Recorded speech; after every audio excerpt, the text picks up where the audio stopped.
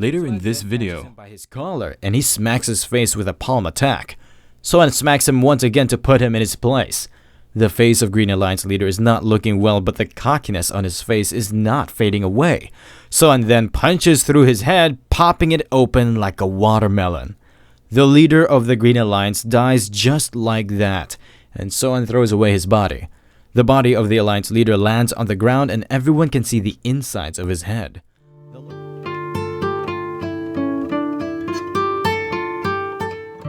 Inside Mason Pavilion, Sohan Jin tells his masters Dogma, who is also one of the 4 great fiends, and his twin brother Iseon, that he is going to return to his clan of sword dancers. He has been training for 10 years under both of his masters, and Dogma is curious to know why he wants to return to the sword dancers, because the dark faction was after the clan and chances of their survival are pretty low. Sohan Jin tells his master that the clan took him in when he was an orphan, and they took care of him for 14 years. He is going to return to the clan to repay their favor in full by taking revenge for them. Dogma reminds Sohan Jin that his martial prowess is not completed yet, and taking revenge can be a bit hard for him. Dogma gifts Sohan with dual crescent that Dogma used to wield. His brother Iseon gifts Sohan with his white shan. Before Sohan could leave, his masters give him the last piece of advice that the martial world is a dangerous place, and even the strongest person can fall at any given moment. After listening to their advice, Sohan bids farewell to them. Sohan reaches the city of Sohokro in the middle of the night. He stops outside House of Moonlight, where the dancer clan was used to be. Standing in front of the House of Moonlight brings back memories of when he and other clan members used to play there. He wonders where everyone went, and the geography of the surroundings have also changed a lot. The only place which looks unchanged is the roster inn. Sohan goes inside the inn to gather information. After entering the inn, he realizes that the interior of the roster inn has not changed as well. Everyone present inside looks at him with suspicion, but he ignores them and sits on an empty table. Sohan recognizes the waiter as Dogon, but Dogon can't recognize him. Sohan orders 1 chicken head noodles, and Dogon goes to the kitchen to prepare it. In the distance, some martial artists ask Sohan that he is wearing black sheaths and black clothes. Everyone around that area already knows that wearing black is a symbol of hostility. Sohan asks for forgiveness as he had no idea about the ban on black color. The leader of the martial artists asks Sohan why he came to this town, to which Sohan replies that he used to live in this town, just across the inn, where House of Moonlight is right now.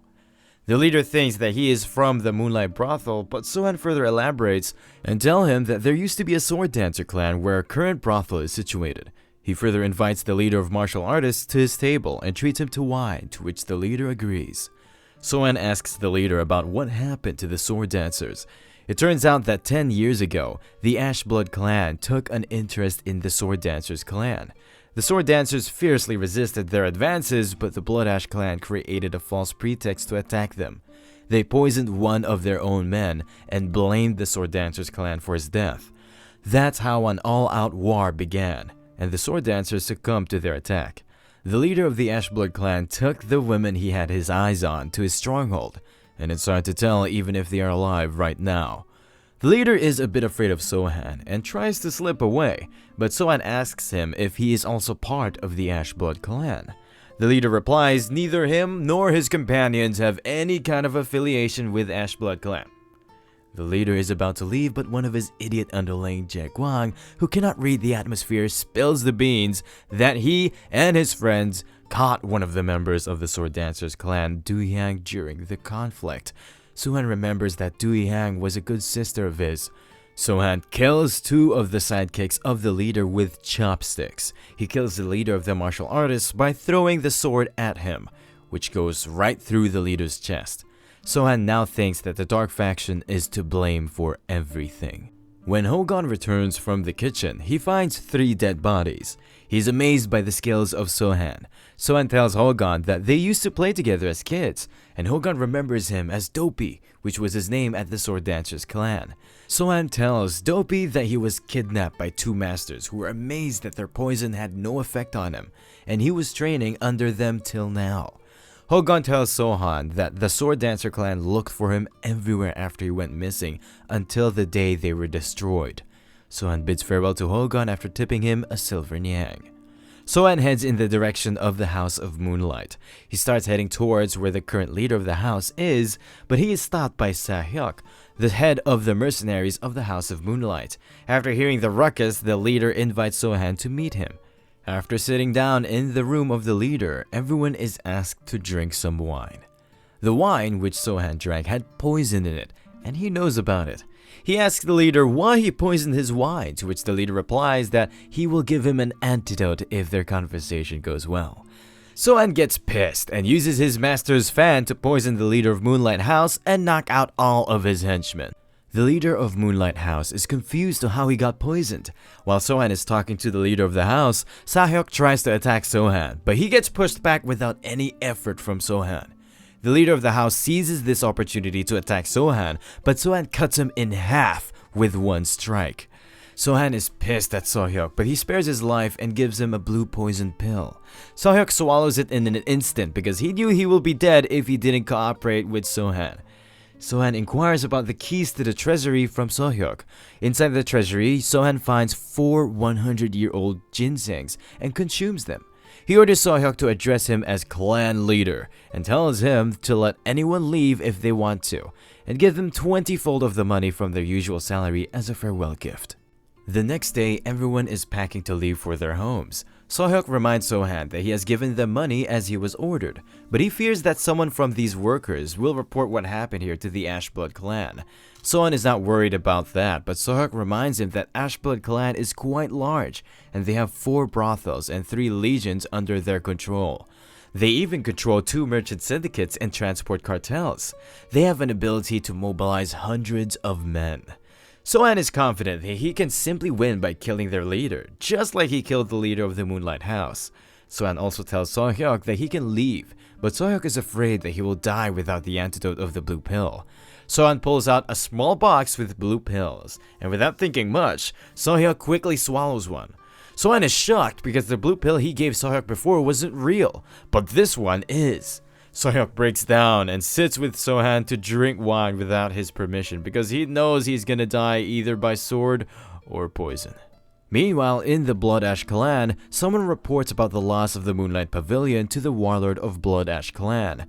The leader of the Northern Wind Legion, Gildo Jung, asks for permission from the warlord to destroy the new guy who took over the House of Moonlight. The warlord agrees, and Gildo Jung seems to be very happy with his decision. Sohan is strolling in the market with Sahyuk. They spot the Wind Legion heading towards the Moonlight House. Sohan heads back to the Moonlight House to receive his new guests. After arriving at the House of Moonlight, Gildo Jung orders his men to search the Moonlight House.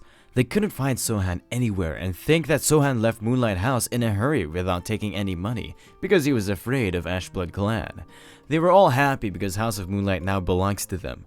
Meanwhile, Sohan steps inside the House of Moonlight and asks Sahyuk to lock the door behind him. After Sahyuk locks the door, Gildo Jung becomes furious and orders his men to get rid of Sohan. All of them start rushing towards Sohan. The first minion plunges towards Sohan and tries to strike him head-on with his sword.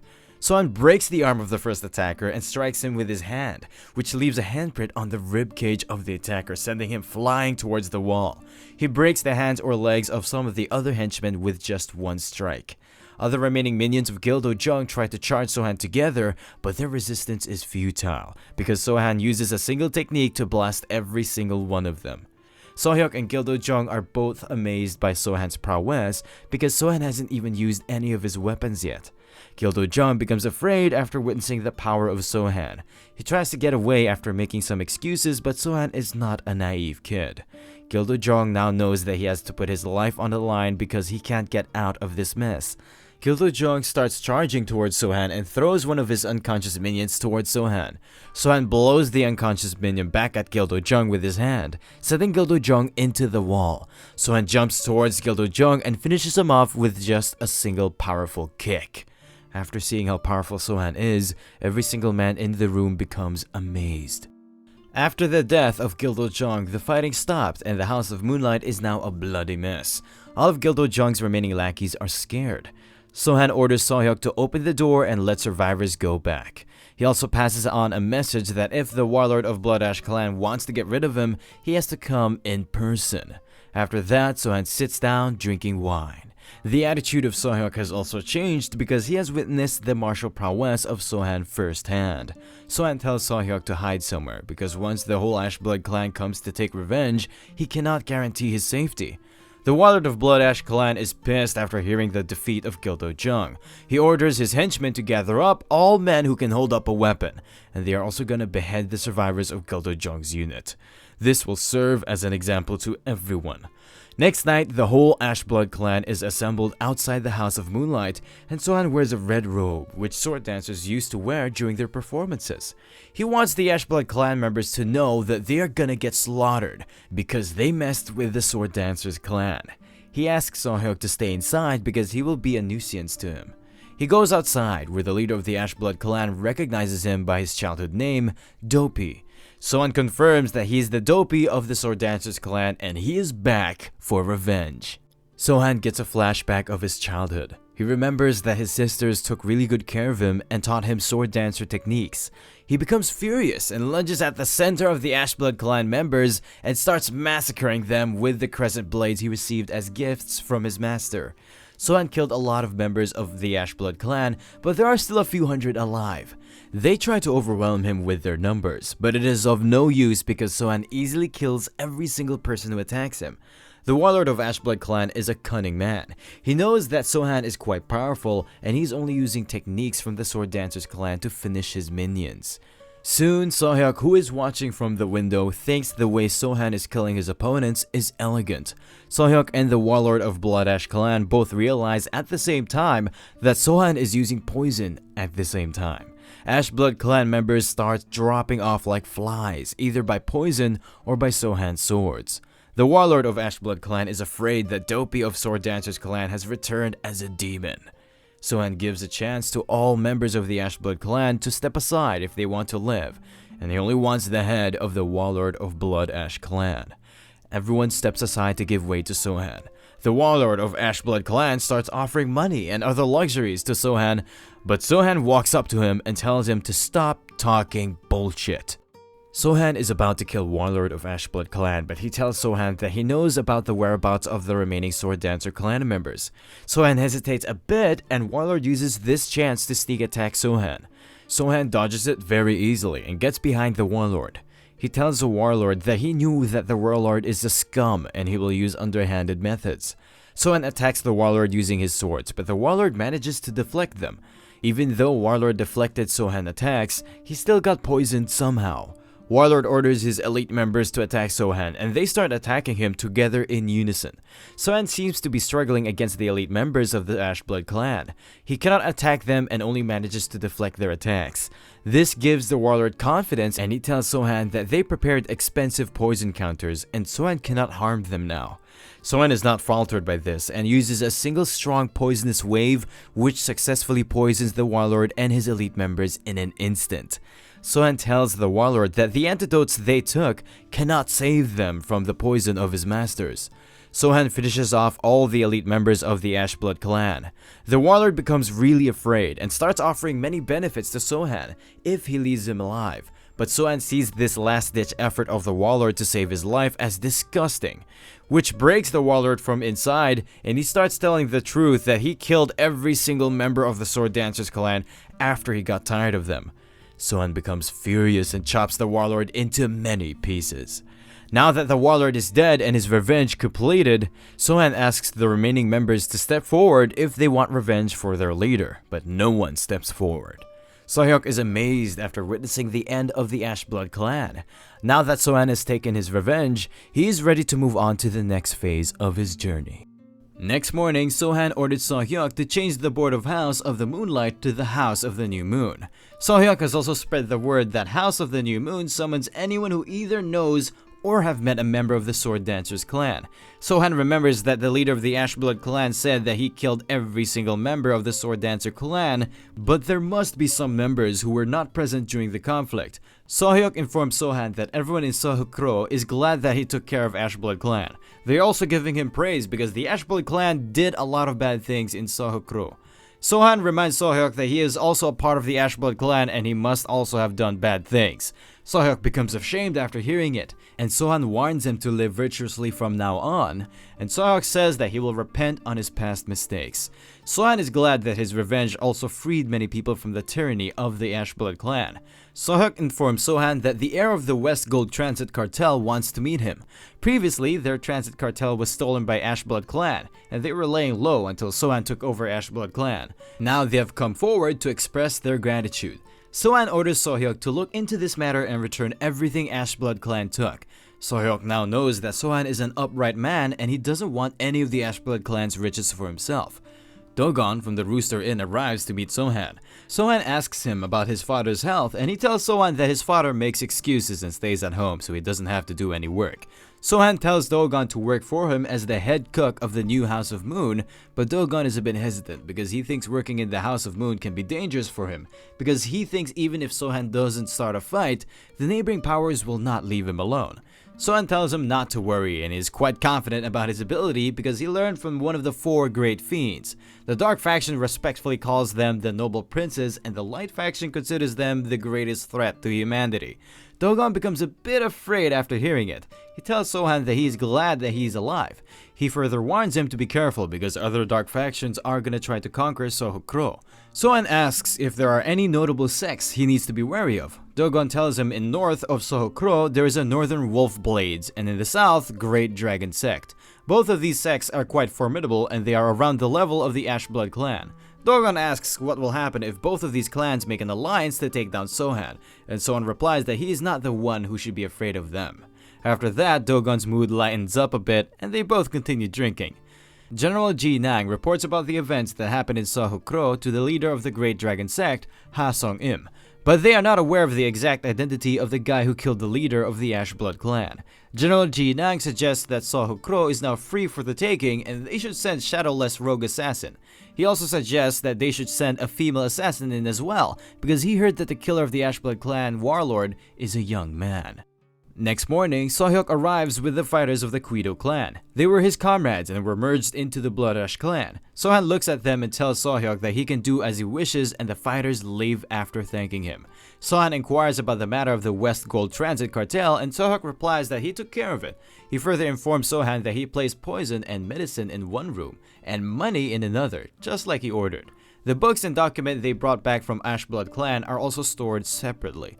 Sohan informs Sohyuk that from now on he will be using 3 whole floors and he needs Sohyuk to stop anyone from entering the rooms which Sohan is using. Sohyuk is a bit taken aback and he asks why he needs to stop everyone from going into his room. Sohan replies that it will be unfortunate if someone enters his room and dies after coughing blood. Sohyuk tells Sohan that he needs guards in case neighboring clans plan an assassination. Sohan tells him that he will use the guards that Sohyuk recommended. Sohan goes to the training grounds to test the skills of the new guards. Sohan tells the guards to not hold back against him, and one of them steps forward to spar with Sohan. The guard plunges towards Sohan and tries to do a stab attack, but Sohan easily changes the trajectory of his sword. Sohan breaks the sword of the guard and hits him in the side of the head with the handle of his sword, which knocks him out. Other guards become shocked after watching it. Sohan asks the next guard to step up, but no one dares to fight him. Sohan asks Sohyuk to fight him and he hesitantly agrees. After some time, Sohyuk and the other guards are defeated by Sohan and he tells them that they are going to have some sparring sessions every morning. Sohyuk tells Sohan that they will die at this rate, and Sohan replies that they don't need to worry about it because he will give all of them elixir that he picked up from the black market, which will quickly heal their injuries. He further tells Sohyuk that mostly dark faction martial artists don't live longer than 30 years, and Sohyuk in his current situation isn't even gonna make it to 30 years. Sohyuk agrees with Sohan and tells him that he will follow Sohan's teachings. While Sohan is strolling in the market, he is confronted by 2 shady men. The man with the sword tells Sohan that they are sent by the Northwind Wolfblades and their leader sent a gift for Sohan. One of the guys presents Sohan with a letter. In the letter, it is written that the leader of the Wolfblades wants to form an alliance with Sohan. After that, the short guy takes out a packet and tells Sohan that there are 100,000 nyangs in it. A snake rushes out of the packet and bites Sohan. Both assassins are happy after watching it, but Sohan's face doesn't show any signs of worry. The assassin with the sword tells Sohan that he knows Sohan has some knowledge of poison, that's why he used the blue viper's venom, and he will only give the antidote to Sohan if he accompanies them quietly. Sohan simply grabs the snake and squeezes the life out of it. He tells the assassins to get lost, and the short guy tries to attack Sohan with a kunai, but he easily manages to dodge it. The assassin with the sword launches a sword wave attack, but Sohan easily deflects it with his dual crescents. The short guy throws 2 kunais at Sohan, and Sohan deflects them both in one strike. Both assassins keep attacking Sohan in synchronization, but he manages to deflect their attacks. Both of them get back to wait for the poison to kick in, and Sohan tells them that he knows they were not sent by Northwind Wolfblades. The small guy gets pissed and throws a smoke ball. After smoke fills the area, he starts running towards Sohan. He tries to sneak up on Sohan from behind, but Sohan is able to kill him without much trouble. When the smoke dissipates, the sword assassin can see that Sohan got rid of his teammate. Sohan again asks him about the identity of the guys who sent them, but the sword assassin is too much shocked by the current events. The sword assassin comes to realization that they were baited by the Shadowless Rogue to gauge the abilities of Sohan. Sohan tells him that he was fooled by whoever sent him. The sword assassin becomes enraged and rushes towards him. Sohan easily deflects his attack and cuts off one of his arms. Sohan tells the assassin that he is well versed in medicine and he can easily save him if he spills the beans. The sword guy easily gets persuaded and tells Sohan that he was sent by Shadowless Assassin Rogue. Sohan finishes him off right after he got the information. Sohan knows that they must be watching him right now from somewhere to gauge his abilities, but he is not bothered by them, and thinks of them as mere vermins. Shadowless Rogue was watching the whole battle from afar and thinks that Sohan is a heartless bastard because he killed the assassin right after he promised him mercy. Sohan tells Sohyuk that someone sent assassins after him, but he took care of some of them. He wants to know of a way to easily summon the leaders of the Wolfblades and the Great Dragon sect. Sohyuk informs him that in the past, there used to be a Warlords Meeting which was held once a year, but this meeting doesn't happen anymore. Sohyuk suggests that they should host a Warlords Meeting. Sohan agrees and Sohyuk starts preparation for it. Dogon comes in with food and wine. All three of them enjoy it till night and Shadowless Rogue seems to be watching them through the window. He gets pissed because he knows that Sohan has an idea about his existence, but he is still so much carefree. Rogue decides to finish off Sohan tonight. Sohan goes to the training field with Dogon. He's going to perform a sword dance for Dogon, which he promised him the first time they met in Rooster Inn. Sohan starts performing his techniques and sees an afterimage of one of his sisters who vanishes away after congratulating him. Dogon goes back in because it is chilly outside, but Sohan stays on the field. Shadowless Rogue, watching from a rooftop, thinks that Sohan is being so carefree that he is begging to be killed. Shadowless Rogue throws a kunai at Sohan, but he easily dodges them by leaping back. Rogue brings out a snake-shaped cane and uses Blade Barrage technique to throw knives at Sohan, but Sohan uses White Gale with his shot to deflect all of them, and they drop on the ground in front of the Rogue. After seeing it, Rogue is shocked and thinks that Sohan might be stronger than him. Sohan thinks of him as a mere vermin, which pisses him off and he starts attacking Sohan fiercely. Sohan is just standing in one place blocking all of his attacks, and the difference between their inner power is too great. Shadowless Rogue starts coughing up blood, but he knows he's gonna die the moment he stops attacking. He attacks with all of his inner force, but Sohan successfully blocks it. Sohan has seen enough and attacks the Shadowless Rogue with his White Shan, sending him flying back. Shadowless Rogue now has an idea that Sohan is just toying with him. Rogue offers Sohan information in exchange for his life, but Sohan says it's too late for that. Rogue gets down on his knees and begs for his life. He even agrees to be the loyal dog of Sohan for the rest of his life. Sohan replies that he is not in need of a dog like him. Rogue starts spilling the beans. He tells Sohan that he was sent by the Hasong Im of the Great Dragon sect and they hired him for 10,000 yang. He was going to receive another 5,000 yang if he had managed to injure Sohan and another additional 10,000 yang if he managed to kill him.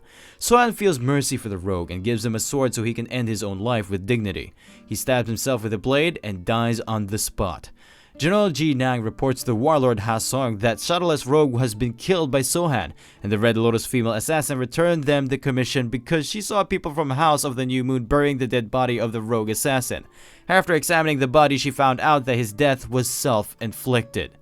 General Ji Nang thinks Sohan can be a threat to them and asks Hasong to hold meeting of the warlords so they can form a temporary alliance with other warlords and eliminate Sohan.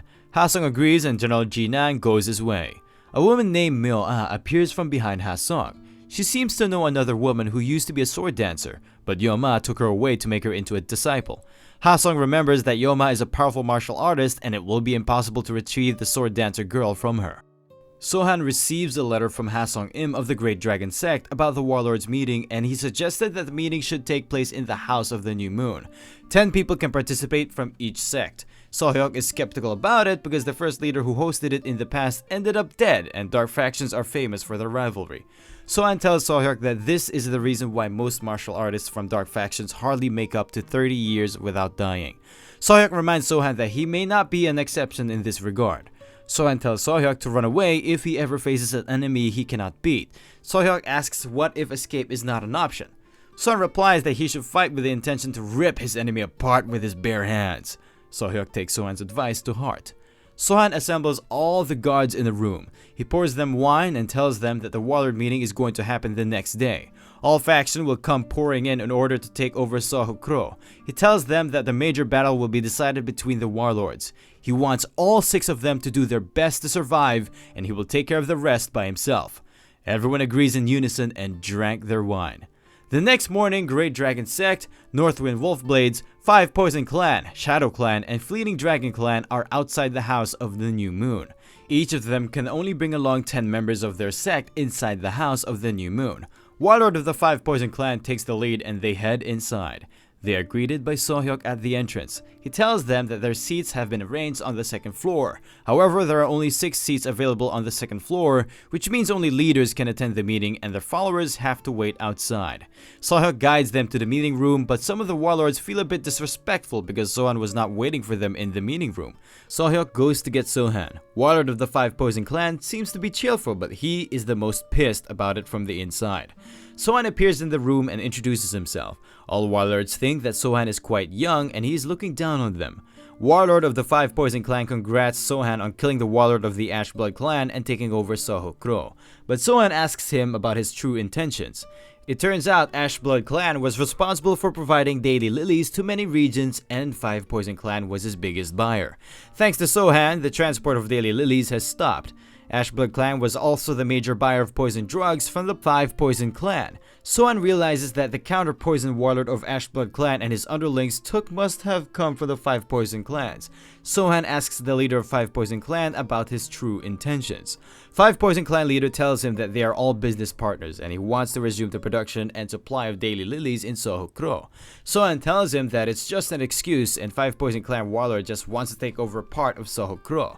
Shadow Clan leader tells Sohan to be respectful to every other warlord. Sohan tells them that all of this is pointless for dark factions to sit around and bicker, so they should just cut to the chase.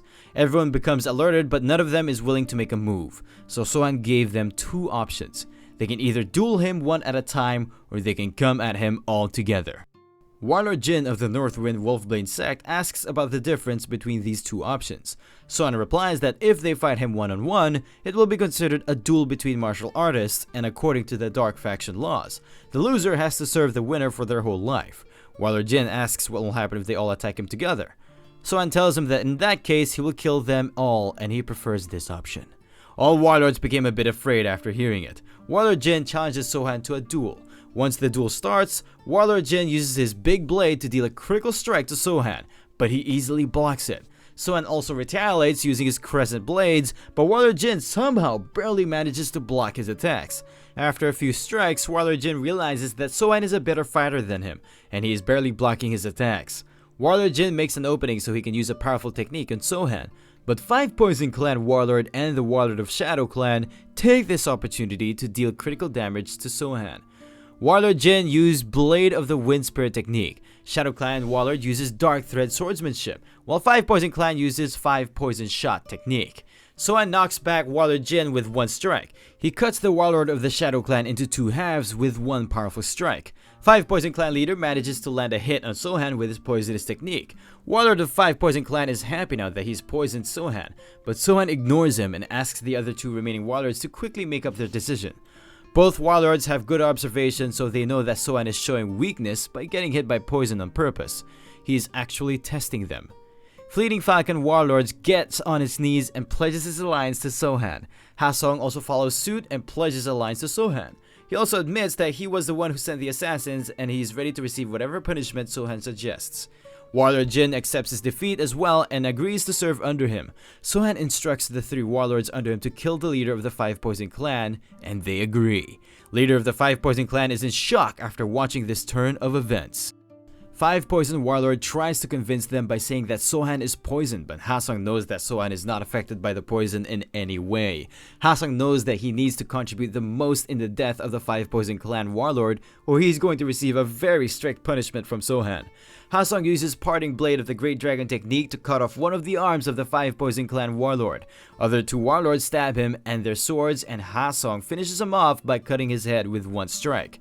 Ha-sung reports that the task is completed. Sohan says that Ha-sung was the one who was supposed to die during this meeting of the warlords, and he knew the reason for that. Ha-sung gets down on his knees and begs for his transgressions. Sohan forgives him for now by saying he will keep an eye on him. He tells Jin and the leader of the Fleeting Falcon to withdraw their troops, and they are going to have a drink together. He tells Ha-sung to get up and join them, to which Ha-sung happily obliges. All 3 warlords get knocked out after inhaling some minor poison. Sohan is wondering whether to kill them here or let them serve under him. He decides to spare their lives for now. All 3 of them wake up and realize that Sohan can take their lives whenever he wants. Ha-sung tells Sohan that a low-level informant told him that one of the 4 great fiends, Yoma, took away one of the sword dancer girls to make her into her disciple. Sohan asks Ha-sung whether he is lying Sohan into fighting the Yoma, to which Ha-sung replies that he is telling the truth. Sohan asks about the location of the Yoma. Warlord Jin tells him that there is a rumor that she was seen somewhere in Jangan Dark Faction, and they should be able to find her in no time. Ha-sung says he will order his troops to find her location. Sohan remembers that the Great Yoma only takes beautiful female disciples, and she brutally murders them once they lose their virginity. Yoma also has a mysterious and convoluted personality. Sometimes she kills her disciples for being too much beautiful, and sometimes she kills them for being rude. Despite all of that, her strength is indisputable. That's why she's called the Great Yoma. He instructs the warlords that his new faction, Chonyang Dark, will stop referring her as Great. Sohan becomes furious and he needs to save this member of the Sword Dancers clan as soon as possible, because Yoma does not take in disciples to train them. Rather, she takes in those disciples to cultivate their inner power for a while before absorbing them herself to maintain her youth. The next morning, Sohan gathered his guards in the training ground. Sohan asks them about their thoughts after witnessing the skills of the faction leaders. So-hyuk, along with the other guards, have no words because they know they are weak compared to the leaders. Sohan asks them if they know why they need to get stronger, and all guards reply with a yes. Sohan tells them that they don't need to worry much because those in dark factions must foster solidarity rather than martial arts to become stronger. All guards, including So-hyuk, become a bit confident. He tells them to treat the other leaders according to their respective positions, and he also tells them to not think of themselves below the other leaders, because they are all his personal guards. The guards are bustling with confidence, and they become a bit happy after hearing it. Sohan informs them that he will be soon meeting the witch. All guards become shocked after hearing it, and So-hyuk asks him if he is referring to the Great Yoma, who is one of the 4 great fiends of the Dark Faction. Sohan asks So-hyuk why he asked this question. So-hyuk tells him that he trusts his abilities, but the great fiends are literal monsters, and they can also go head-to-head with the most powerful members of the Light Faction. Sohan gets serious and he tells them that Yoma is one of the 4 great fiends, but soon the fiends will be only reduced to 3 members. After some days during nighttime at Green Plum House, which is a Jangan Dark Faction area, Sohan is sitting at the faction house of Jangan Faction. A month ago, So-hyuk forwarded a message from the leader of the Great Dragon sect, which stated that Yoma was last seen in the domain of the Jangan Dark Faction. It's already been a month since Sohan came here, but he has not spotted her yet. Sohan needs to rescue his sister before the Yoma can absorb her core. A female hostess arrives in the room occupied by Sohan, and she asks him why he is sitting alone. She keeps pestering him by asking if he wants her to pour a drink. Sohan is not in a good mood, so he tells her to get lost. The female hostess starts leaving and she is feeling embarrassed. A girl in white dress is sitting far away from Sohan. The girl asks her first sister, Sol, that she is curious to know why Sohan is rejecting so many girls. Sol tells her to mind her own business and focus on the drinks. The girl tells Sol that she can't ignore Sohan because he's quite handsome. Sol stays silent as she is worried about something else. The girls asks her if something is wrong because she is not looking cheerful like usual, and their master warned them to never drink, but she is drinking right now. Sol asks her junior sister if she has ever seen any of their senior sisters getting killed with their own eyes. The junior girl says that she has never seen it happen with her own eyes, and their master always told them that they were captured and killed by one of the great fiends called Sekma. Sol states that their master has been telling them the same story from a very long time. Sol has doubts that maybe their senior sisters were killed by their master, but she keeps her doubts to herself. Their second sister, Dam, who is also their master's favorite, arrives there and she informs Sol that their master is requesting her presence. Sol tells her to sit down and she will go once she finishes her drink. The three of them sit down together and they start chatting as usual. One of them says that Dam is being bratty because they rescued her from a nameless dark faction. They are being too loud, which attracts the attention of Sohan. He becomes curious to know this nameless dark faction they are talking about. Sohan moves closer to them and he asks them if he can join their conversation. Sol tells Sohan that his approach is very stereotypical, and she has never heard anyone start such a boring line. The junior sister informs Sohan that their master forbade them from mingling with men.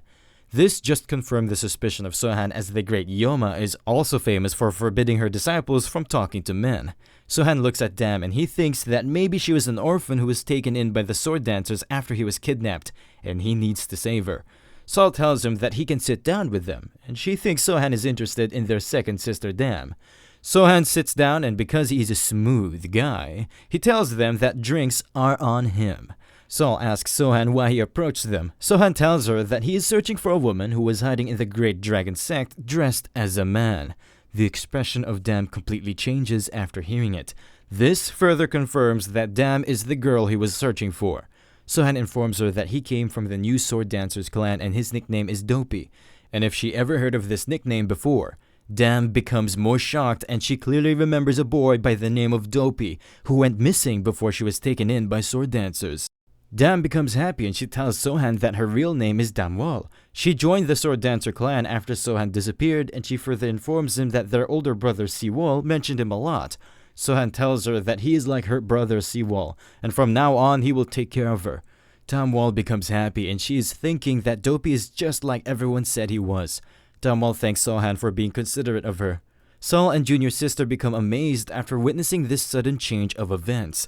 Damwal is happy that she met her long-lost senior brother, but she tells him to leave because Sohan will be in danger if their master hears that he is with them. Damwal further pleads to Sol to not tell their master about Sohan. Sol signs and she tells her to not worry about such a small thing. Sohan interrupts them by saying that their master must be the Great Yoma. This shocks the three of them, and Sohan asks them if they practice the divine jade style. He further informs them that they must be told by their master that only maidens who haven't laid with men can quickly accumulate inner power through the divine jade style. The junior sister asks him how he knows about all of this. Sohan replies by saying that Yoma must not have told them that she will take their inner power. This further shocks the sisters, as they already had some doubts about their master. Sohan further elaborates that Yoma is quite famous for absorbing the inner power and vital force of her disciples, and the original name of the divine jade style is demonic jade style. Damwal and Sol stay silent as what Sohan just said matches the events that happened in the past. Damwal tells her sister that she always thought that it was quite strange that their master didn't age after all these years. The three of them are quite confused as they don't know what they can do after knowing the truth. All of a sudden, they get surrounded by a sound transmission which asks them where they are right now. The three of them become alerted as this voice belongs to their master, Yoma. Damwal informs Sohan that their master must be close by and he should run away. Sohan stays silent without replying to her. Sol also advises him to run away or he will die if their master finds him here. Sohan silently pours wine into his cup. He then starts drinking the wine without having any worry about the incoming danger. The Great Yoma makes her appearance near them. Sohan already knew that running away was of no use because Yoma was already lurking close by. The three sisters get down on their knees as a sign of respect for their master. Yoma inquires about Sohan from her disciples. Sol tells her that he is just a passerby who came to join them for the wine, and they were about to turn him away. Yoma gives off a grin smile, and she tells them that if that is the case, then they should kill Sohan. The three sisters are a bit taken aback by this order, so Sol makes up an excuse that Sohan is from Jangan Dark faction, and it will be troublesome if they kill someone from that faction. Yoma tells Sol that her heart is acting weird for the last few days, and it's a common occurrence when learning the divine style. Sol is thinking that maybe their master Yoma just misunderstood Sohan for her lover. Yoma says that it is better if Sohan is from Jangan Dark faction because he can be a capable fighter. Yoma orders Sol to kill Sohan and free her heart from his shackles. Sohan says that a master who orders her disciples to kill an innocent person must be a high-ranked nut job. This shocks Yoma a little bit because Sohan seems to be too calm in this situation. Yoma moves right behind Sohan and she asks him if he knows about her. Sohan warns her to keep her distance because the smell of her makeup is ruining his appetite. This shocks Yoma as well as her disciples. Yoma asks Sohan if he has a death wish as she removes her veil. Yoma further asks Sohan how he wants to meet his end. Yoma is thinking to herself that men like Sohan are just same trash as who react the same before they die after seeing her face. Sohan has no effect from the beauty of Yoma, and he warns her for the second time to get her ugly mug away from him. This angers Yoma and she grits her teeth. Yoma gets ready to attack Sohan with a fist technique. Sohan was waiting for this moment and he prepares a counter fist as well. Both of their hands cancel out each other's attack, which results in a big explosion, and Sohan jumps back to keep his distance. Yoma swirls her whip towards Sohan, and he dodges it by leaping back a bit. Sohan lands on a rooftop of a building. Yoma applauds Sohan for having good martial prowess, and she asks him who he is and if he approached her disciples on purpose. Sohan finally gets his dual crescents out. Yoma knows that these dual crescents belong to another fiend called Dogma, and she asks Sohan if he is a disciple of Dogma. Sohan gives off a grin smile without replying back to her. The three sisters become shocked as they also know that Dogma is one of the four fiends, just like their master. Yoma says that now she knows why Dogma was keeping such a low profile and he was fostering a disciple all this time. Yoma is thinking that Dogma is here, so she calls Dogma to come out instead of sending his disciple. Sohan tells her to shut her damn mouth because his master is not here. Yoma asks Sohan if he wants her to believe that he is challenging her alone without his master. Sohan tells her that it's none of his concerns whether or not she believes him, and he further mocks her by saying that he don't need the help of his master to take care of trash like her. This further enrages the Yoma, and she prepares her white dragon whip for the next attack. She swirls her whip towards Sohan, but he easily dodges it. She keeps on attacking him, but Sohan dodges all of her attacks. The whole building starts crumbling from the recent attacks. Sohan jumps down as the rooftops are no longer safe. Yoma uses another white dragon whip attack on Sohan, and instead of leaping back, Sohan lunges toward her. Sohan blocks the white dragon whip attack with his crescent blades, but the last attack still left a scratch on his face. Yoma tries to hit Sohan with a powerful dragon whip attack. Sohan blocks the attack, but the force of the dragon whip pushes him back. Sohan lands a bit back in the distance. He then plunges toward the Yoma at full speed. Yoma is thinking that even though Sohan is a disciple of Yoma, he is still just a rookie who is rushing toward her like a fool. After dodging the whip, Sohan dashes toward Yoma. Yoma pulls the white dragon whip towards Sohan. The tip of the white dragon whip starts moving towards Sohan at full speed, but Sohan manages to barely dodge it in time. He thought he managed to dodge the whip, but he still got a cut on his arm. Yoma keeps on pushing Sohan back with a barrage of whip attacks. Sohan suffered a lot of cuts from these last attacks, but he still keeps on rushing toward Yoma. Yoma is thinking that maybe Sohan is trying to get close to her to use his poison techniques.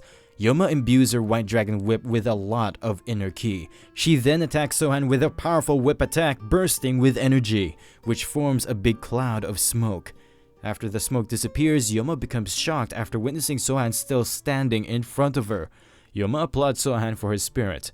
Sohan is thinking that one of the four great fiends title is no joke. She is shutting down all of his efforts to get closer to her so he cannot use any poisonous techniques.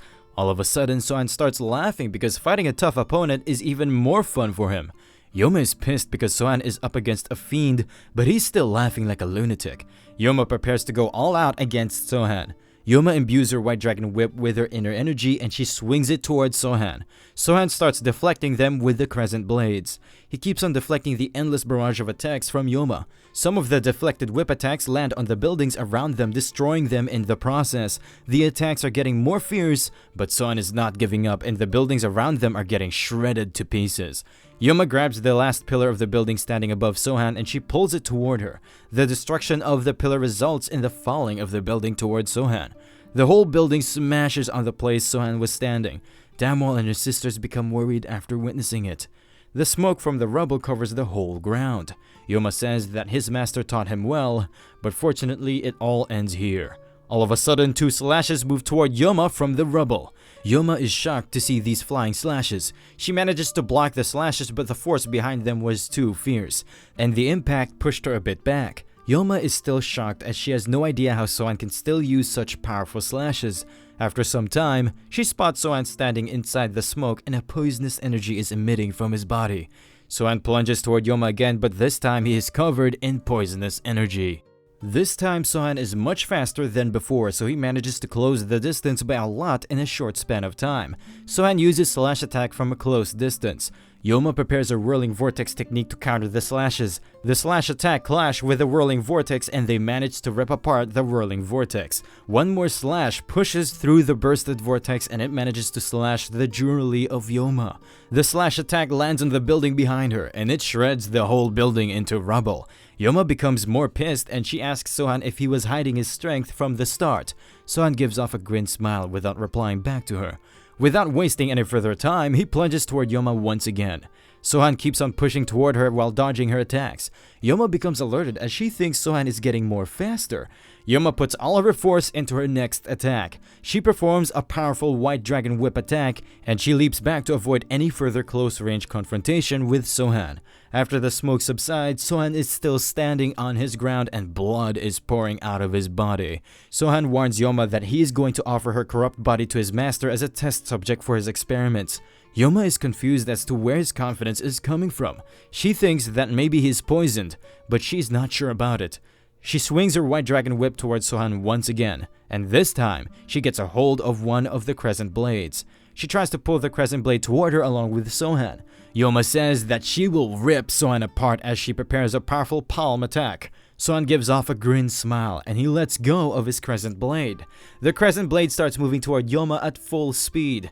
Yoma dodges the blade but she's having trouble in pulling her White Dragon Whip back. Sohan leaps toward her without wasting any time. Sohan attacks her with a slash attack from close range. Yoma blocks the attack with her scarf. Sohan used the last attack as a distraction to get close to Yoma. He successfully grabs Yoma with all of his strength. Sohan pulls Yoma high up with his hand. Sohan gives her a sad news that from now on there will be only 3 Great Fiends. Yoma begs Sohan for her dear life, but Sohan keeps squeezing her neck while pouring poison inside her body. After some time, he snaps her neck with a crackling sound like a twig. Sohan tosses her body away from him. The body of Yoma still keeps twitching from the poisons poured inside her. Sohan glares at her for the last time as he stands victorious in front of the moonlight. After some time, someone reports to the leader of the Jangan Dark faction, So-guk, that Yoma was defeated by the Great Fiend Sekma. His underling Deadeye confirms it by saying that he heard that the Yoma was defeated by the Great Sekma last night at the House of the Green Plum. So-guk asks Deadeye if he found the reason why Sekma killed Yoma all of a sudden. Deadeye reports that the witness said that Sekma approached the disciples of Yoma for a drink, but he was caught by Yoma who was searching for disciples at that time. So-guk asks Deadeye if he is sure that the one who killed Yoma was Sekma. Deadeye tells him that he is sure about it because the female disciples were not hurt after the death of Yoma, and they followed him willingly, which further confirms that it was the work of Sekma the rapist. He further informs So-guk that Sekma is an expert of disguise, and there are not that many young men around here who can kill a great fiend by themselves. So-guk bursts with anger because the fiends are just running amok as if Jangan Dark faction is their playground. The next night, Sohan is having a chat with the 3 former disciples of Yoma. Damwon asks him how he became the disciple of Dokma. He tells her that he was kidnapped by Dokma the Fiend. The third sister says that she heard from her master that Dokma is a frightful person. Sohan says that she is correct, because Dokma is obsessed with the study of poisons, and he even tests poison on living humans. The 3 sisters become shocked after hearing it, because Sohan would have gone through the torturous training of Dokma. Sohan thinks to himself that his master had changed in the recent 10 years, and there were no kidnappings because Sohan didn't die from his master's experiments. Sohan advises them to never tell anyone that they are disciples of the Great Fiends because no souls in the martial world likes them. They all agree to it, and Sol inquires about the White Dragon Whip of their master. Sohan tells her to forget about it because he took care of that cursed weapon along with the corpse of Yoma. Sol in shock tells him that Dragon Whip was an extremely valuable weapon. Sohan informs her that White Dragon Whip had taken the lives of many dark and light faction experts, and as long as someone uses it, they will be hunted by countless experts from both light and dark faction. Sohan excuses himself by getting up first, and he tells them to enjoy their meal. Sohan goes to a pool to recuperate himself. Most of his wounds from the fight with Yoma have already been healed, but he's still worried how his masters will react once they find out that he killed Yoma. All of a sudden, some Jangan Dark Faction martial artists step into the pool area. They come to a halt in front of Sohan. Deadeye makes his appearance and he pays his respect to the Great Fiend Sekma.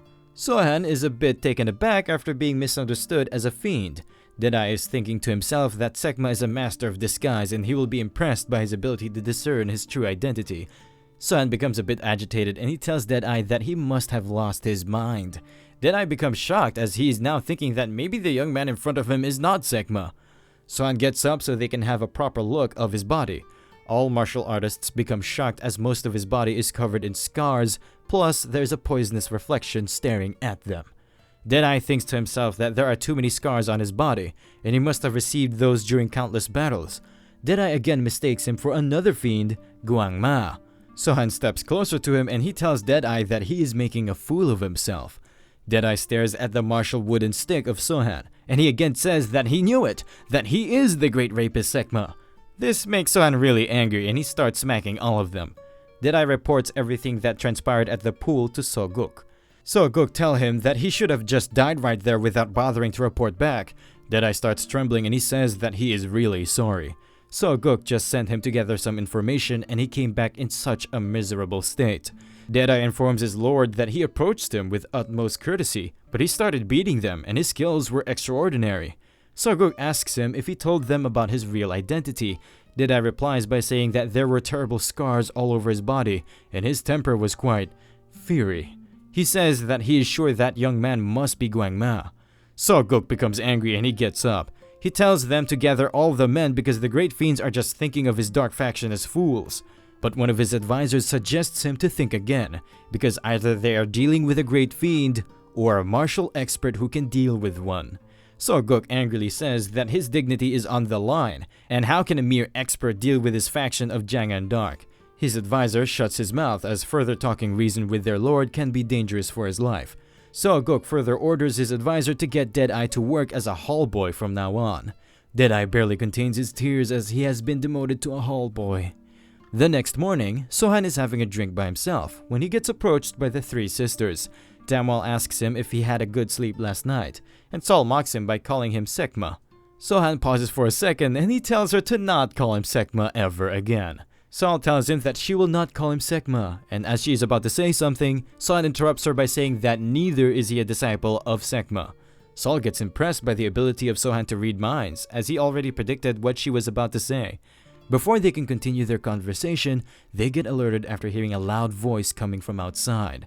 The whole Jangan Dark faction is gathered right outside the inn. Their leader, Soguk, is present there as well and he orders his men to fetch Sohan for him. Two members of Jangan faction head inside and the door closes behind them. After some time, both of them are kicked out of the inn. Sohan heads outside and he inquires about the bastards who are trying to ruin his morning. Soguk asks him if he is Guangma the Fiend. Sohan says that idiots keep misunderstanding his name and a day before, some fools were calling him Sekma. Sohan tells him for the last time that he is not one of the fiends.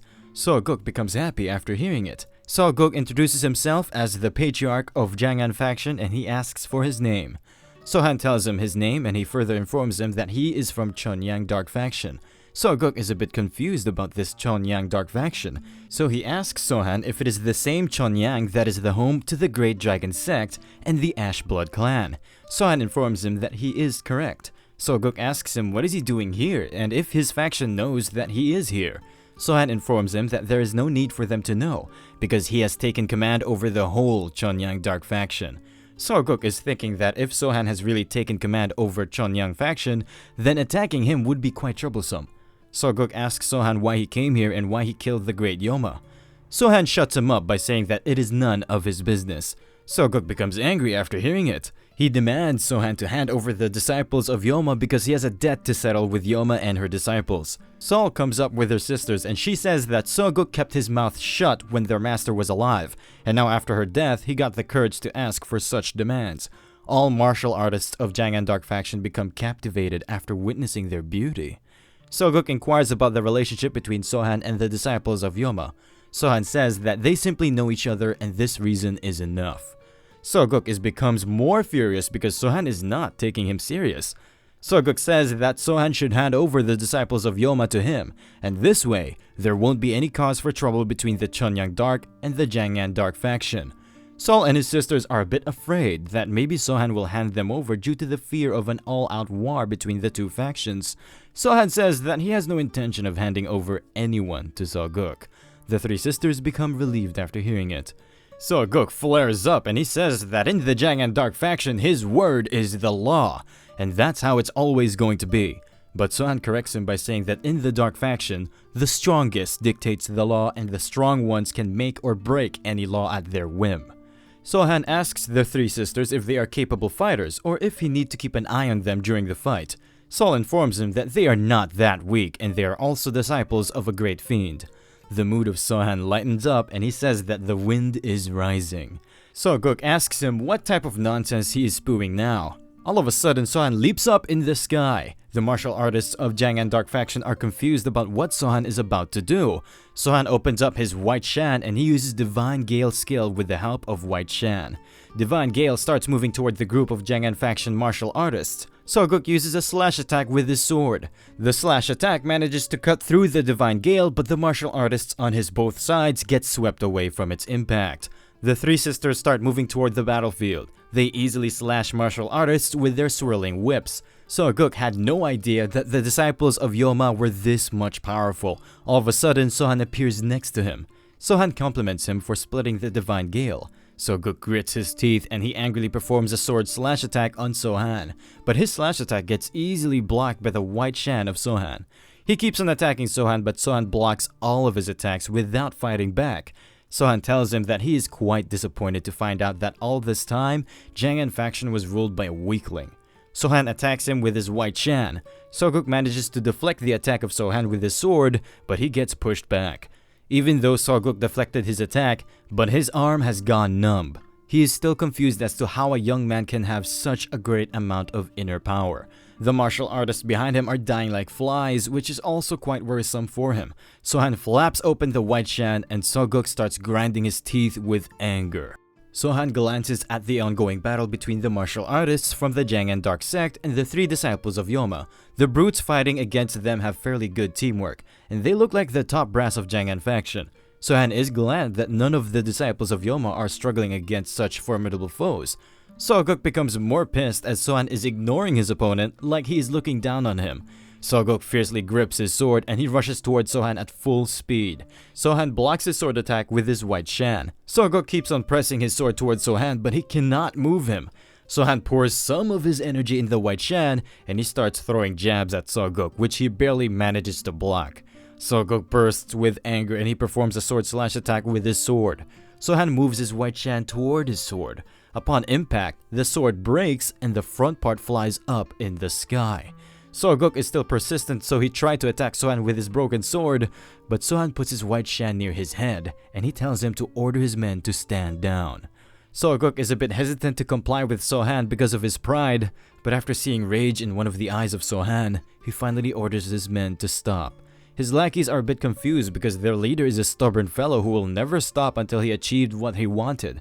Soguk shouts at his men to withdraw their weapons. All of his men drop their weapons and the fighting stops. Sohan says that he will respect his claim to be the strongest man in Jangan faction, but he warns Soguk to always remember that he is beneath him. He further informs him that from now on, the whole of Jangan Dark faction will be under the command of Chonyang Dark faction. Sohan tells him either he can accept this offer or die right here.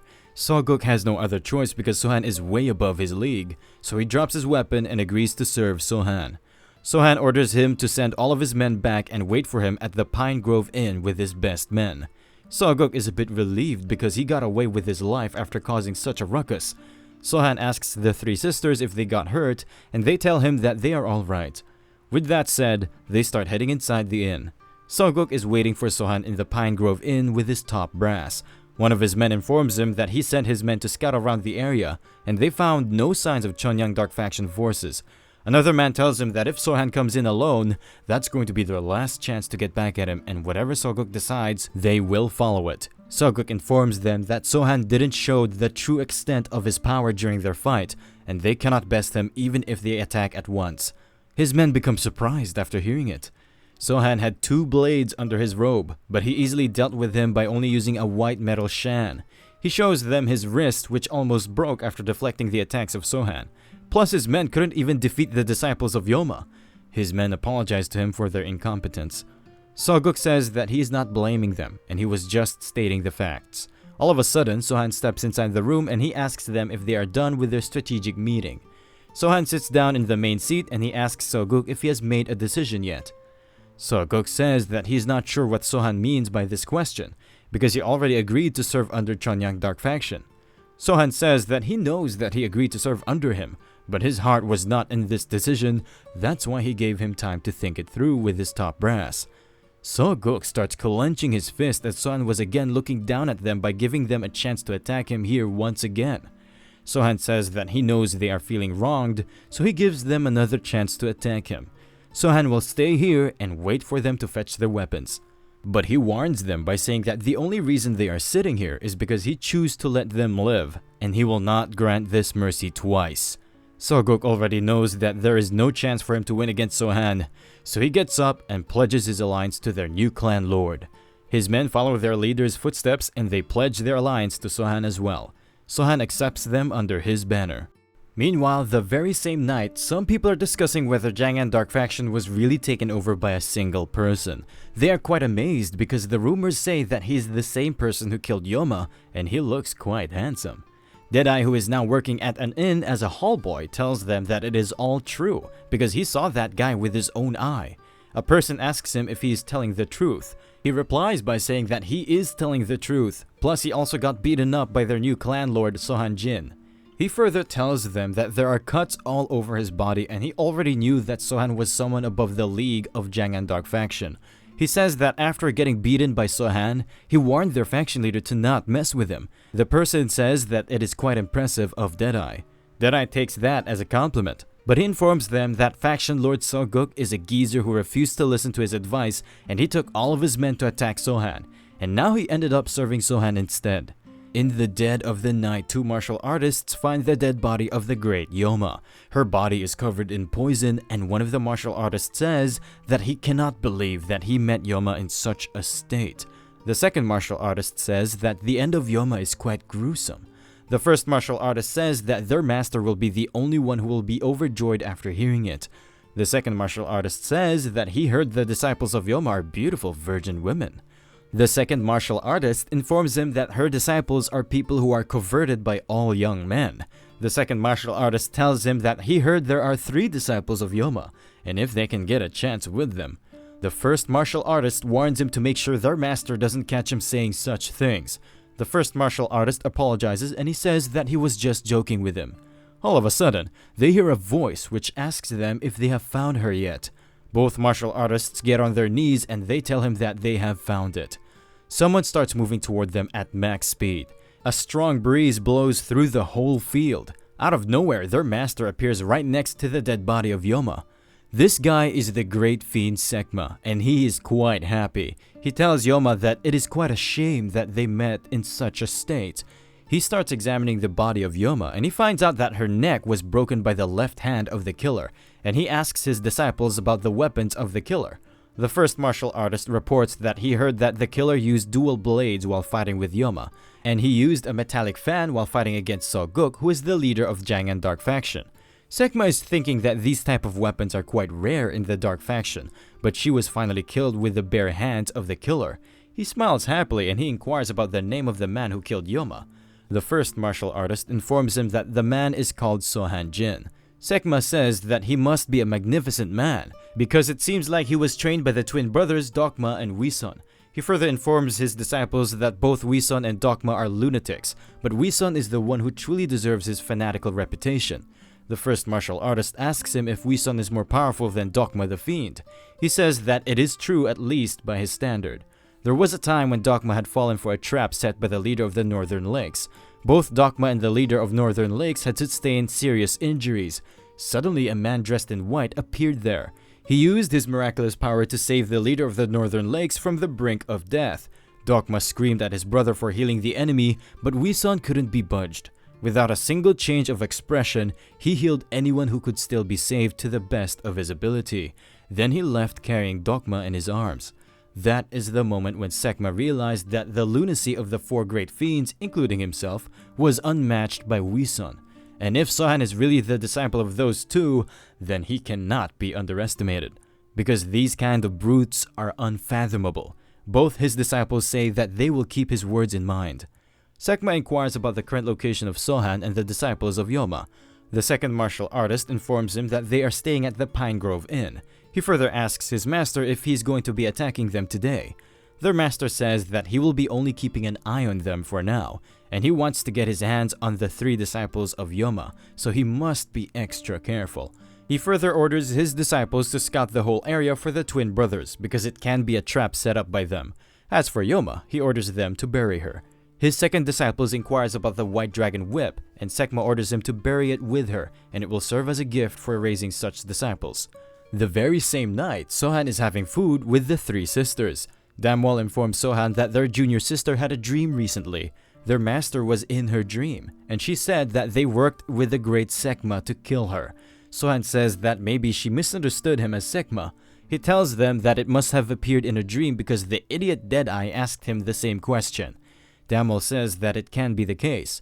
From what Sohan heard, Deadeye is working somewhere in an inn. The following day, Soguk is having a talk with Sohan. He informs Sohan that the rumors of Sohan being the new Lord of Chunyang Dark have already spread quite far. Soguk suggests that they should both take a walk at Green Plum Lake today. Sohan can also tell him more about how he defeated Yoma on their way. Sohan agrees to his offer without any resistance. Soguk is glad that Sohan is a guy who is easier to talk to, and he treats Soguk with a certain level of respect. All of a sudden, a martial artist arrives in the room. He informs them that Deadeye is requesting an audience with Sohan. Soguk apologizes to Sohan for the impudence of his clan member, but Sohan tells him to let him in. Soguk says that there is no need for that, but Sohan is curious to know what Deadeye wants to say. Deadeye arrives in the room and sweat is dripping from his face. Sohan asks him if he's the one who took a beating from him in the pool area. Deadeye says that he is that guy and he apologizes for his recent behavior. Sohan tells him to forget about that previous incident and he asks him why he wanted to meet him. Deadeye informs him that there is a certain individual going around asking about Sohan. Soguk signs and he informs Deadeye that it is quite normal because a lot of powerful forces will be inquiring about him after the recent turn of events. Deadeye says that it is not that simple, and this mysterious young man is asking about the clan lord in great detail, and he is gathering information about the disciples of Yoma as well. Recently, a suspicious man came to his inn, and he started saying some strange things to the other customers. He claimed that Sohan took in the disciples of Yoma because they are virgins, and Sohan is a lustrous person. This information piqued the interest of Sohan, so Deadeye tells him that he tried to tail that guy to find out who he is, but his light step technique was too fast for him. There is complete silence in the room and Deadeye starts thinking that maybe he wasted their time for nothing. Sohan breaks the silence and tells Deadeye that the information he just provided is of great help to him. Sohan compliments Deadeye for his hard work and he asks him to leave the room. Deadeye becomes happy after hearing the compliment and he happily leaves the room. Soguk says that it is really suspicious because that mysterious person was also asking around for the disciples of Yoma as well. Sohan says that they should make a plan. They need to work on the perfect trap of the Dark faction. Soguk says that maybe there is no need to go that far, but Sohan says that there are two reasons why this person appeared in Jang'an. The first is just as Deadeye pointed out that he is after the disciples of Yoma because they are virgins. The second reason is because he is confident he can escape even when the whole region is after him, and this person has never been caught before. Soguk asks Sohan if he knows who this person might be and Sohan replies with a yes. Sohan tells him that he is Sekma, one of the four great fiends. Soguk becomes alerted after hearing it. Sohan says that they can get outplayed if they are not prepared well. The martial arts of Sekma are impressive, and he has some extraordinary light step technique so he can run away at any given moment. Soguk asks him how can a great fiend run away from a fight. Sohan informs him that Sekma does not uphold a martial artist's sense of dignity. He is a scary opponent because he can also bait them by running away and coming back at the same night. Soguk is wondering whether they can really beat Sekma. Sohan informs him that he has never been caught before. Many strong families from the Justice faction as well as other martial clans tried to catch him, and there have been many strong individuals who have been called Sekma. But none of them were as great as the real one they are facing right now. Sohan says that he wants to catch him and he will make sure the great Sekma will draw his last breath in here.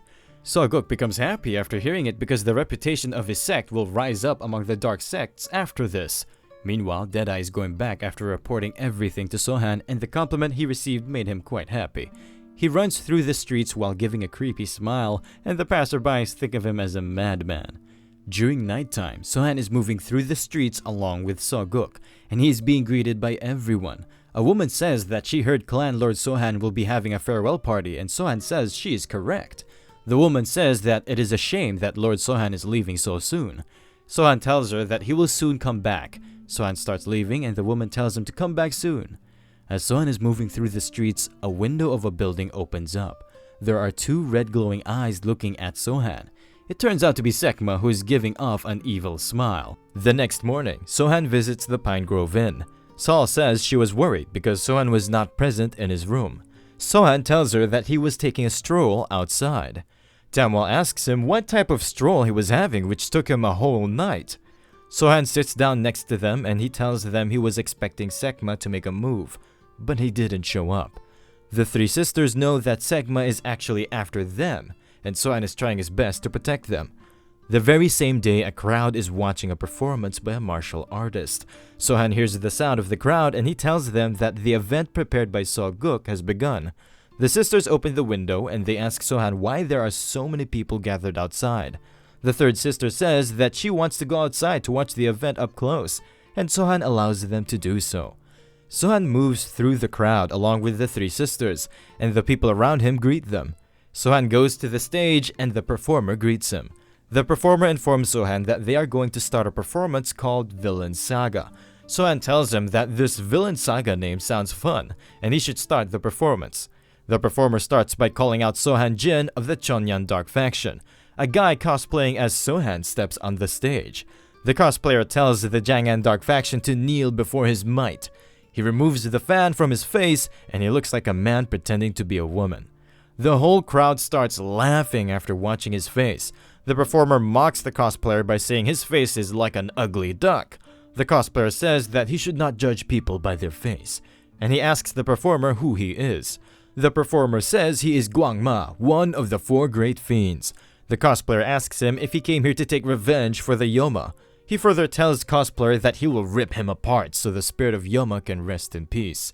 All of a sudden, another performer leaps toward the stage. The new performer lands next to the cosplayer. This new cosplayer introduces himself as Sekma, the rapist, and he is here to avenge Yoma as well. The crowd becomes angry and they start cursing Sekma. Sekma performer gets angry and he tells the crowd if they dare to belittle him, he will rape them as well. The crowd becomes more agitated after hearing it. Saul asks Sohan if it is okay to belittle Sekma like this in the public. Sohan gives off a grin smile and he tells them to just wait and watch. Meanwhile, on the stage, Sekma asks the cosplayer and the Guangma performer who wants to be punished first. He leaps toward them after saying that he will take both of them and he can do it with both of them because he is faster than a rabbit.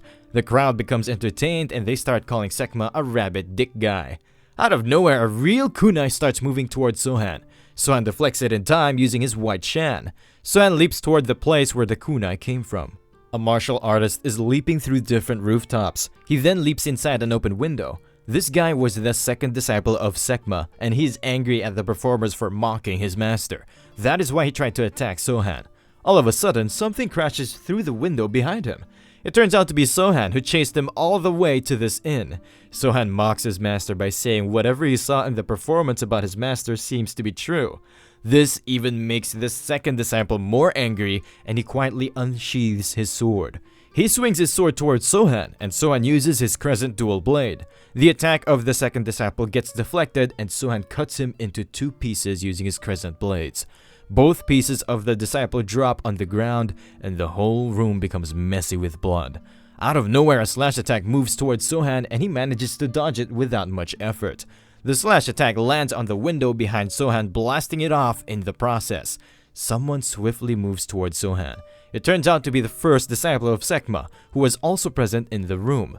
Sohan easily deflects his attack, and he tells the first disciple that sneak attacks have no effect on him. The first disciple realized that Sohan is way above his league, because he deflected his attack so easily, and the difference in their speed is massive as well. He looks at the body of his junior who was cut in a single attack. The first disciple thinks to himself that he needs to return to their master Sekma for now. He pulls out some needles hidden under his arm cover. He then throws them towards Sohan. While Sohan is busy deflecting the needles, the first disciple escapes from the room. He leaps out of the window and lands on a rooftop below. Some martial artists from the Jang and Dark faction spot him, and they start swarming toward him. He starts running away from them at max speed. Sohan bursts out of a rooftop behind him, and he becomes alerted. Sohan leaps toward him at a tremendous speed. Sohan is too fast for him, and he's about to get caught, but out of nowhere, 2 slash attacks move towards Sohan. He tries to block them, but the force behind slash attacks was too heavy, and Sohan crashes in another rooftop. The first disciple becomes a bit relaxed because he thinks those slash attacks were performed by his master to aid his escape. He starts happily leaping away from Sohan, but out of nowhere, his neck gets caught by a whip. He gets dragged from the rooftop onto the ground. It turns out to be Sol who was using the whip, and she inquires about the location of Sekma from him. The first disciple stays silent, and Sol keeps on tightening the whip to strangle him. Suddenly, they hear a sound wave from Sekma, who asks them if they really think they can catch him with these petty tricks. Everyone present in the area can hear his voice, but his location is untraceable. Sekma announces that he is going to play a game in this town. For 100 days, he will soak the ground of Jang'an with the blood of the Jang'an Dark faction's women. Their wives, daughters, and lovers are going to get slaughtered. He tells them to think of it as his response to their delightful performance called the Villain Saga. His disciple gets cocky, and he tells the 3 sisters to be extra careful because their master is drooling for the taste of virgins for a long time. Sol tells him to keep on spouting nonsense, and she starts strangling him with her full force. She pours some of her energy into the whip, and the neck of the first disciple snaps with a loud noise. Sekma, who was observing everything, thinks that it is a shame that he lost his disciples in this place. But he is quite relaxed because he can find new disciples, and he is entertained by the ongoing events. He is quite excited as he is sure he can escape from Jang'an at any given time, and Sohan nor the Jang'an faction can find his location. His happy expression fades off as Sohan makes his entrance in his room. Sekma is a bit confused as he has no idea how Sohan found his location. Sohan sits right next to a table without worrying about Sekma. He starts gulping up the wine bottle from the table. Sekma silently observes him as he is still confused about the ongoing event. Sohan puts the wine bottle down, and he asks Sekma why he thought Sohan couldn't trace his location. Sekma asks him a question as to why Sohan is living like this, and he should live like his master Dokma. Sohan asks him what he means by that. He tells Sohan that his master always lived a life of freedom, while Sohan is rolling around with lowlives like the Jang'an Dark faction. And he asks Sohan why he is trying to act like a heroic figure by protecting the disciples of Yoma. Sohan tells him that he is a piece of shit, and he should stop with his talkative ruse. Sekma asks Sohan if he really thinks he can catch him. All of a sudden, he hears a voice from outside stating that he has been surrounded by the forces of Jang'an Dark faction. Sekma tells them that he can easily take care of low-tier factions like Jang'an by himself. This voice belongs to the Sekma cosplayer, and he informs the real Sekma that he will let him go if he surrenders after removing his pants. He further tells the Sekma that he will live if he does that, and he will only lose his dignity and ass in the process. This enrages Sekma to the max as he starts emitting his inner force. Sekma pulls up his sword toward him. Both Sohan and Sekma do a standoff for a second. Without wasting any time, Sekma unsheathes his sword and he swings it towards Sohan. Sohan pulls out his white shad and he deflects the attack of Sekma. Sekma performs a lot of slash attacks on Sohan, and Sohan keeps on deflecting them with his white shad. Sohan tries to directly attack Sekma, but he uses his full speed to dodge the attack of Sohan. Sekma sheathes his sword as he thinks Sohan is quite powerful, and it was no coincidence that he managed to beat Yoma. Sekma hangs on the window and he tells Sohan that he's going to give him a tour of Jang'an. He tells Sohan to follow him as he leaps outside. The three performers are watching him as he's jumping away from the inn. Sekma spots the three of them and performs a double slash attack toward them to take his revenge on them for dragging his name through the mud. The performers get scared as they are about to get hit by the cross slash attack, but Sohan manages to block the cross slash attack on time. Without wasting any time, Sohan leaps towards Sekma. Sohan starts chasing Sekma, but his light step technique is too fast for him. Sekma mocks Sohan for his slow speed. Sekma starts running more faster after pouring some inner energy on his feet, and he warns Sohan that Jang'an will be painted red because of his pointless charade of a hero. Sohan is not worried at all because Sekma is playing right in his hands. Some martial artists are gathered ahead with the slingshot mechanisms mounted on them. As soon as they spot Sekma, they start shooting him. Sekma is too fast and he manages to dodge them by leaping upward. As he is moving right next to a rooftop, the window of that house opens up and different weapons are shot at him.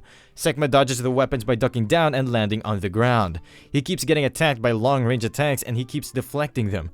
This whole ruse gave enough time to Sohan to catch up to Sekma. Sohan attacks Sekma and he barely manages to dodge the attack. Sekma starts running away from the town as the streets and the houses are filled with traps and even the people roaming on the streets are not normal civilians. Sekma is furious to take his revenge right now, but he needs to get out of here first. Sohan calmly keeps on watching him from a rooftop while Sekma makes his escape from the city. After leaving the town, he lands in a forest to catch his breath. As he is thinking about what he's going to do in the future, he hears a voice. A horse rider is moving toward him and he tells Sekma to get ready for his death. The horse rider is pretending to be someone by the name of Guanu. Sekma becomes more enraged as the cosplays of these Jang'an Dark Faction lunatics are becoming more bizarre. Guanu attacks Sekma with his long spear. Sekma tries to block his attack, but the spear of Guanu shatters in the process. Guanu gives out a loud roar and he tells Sekma that he will get his revenge.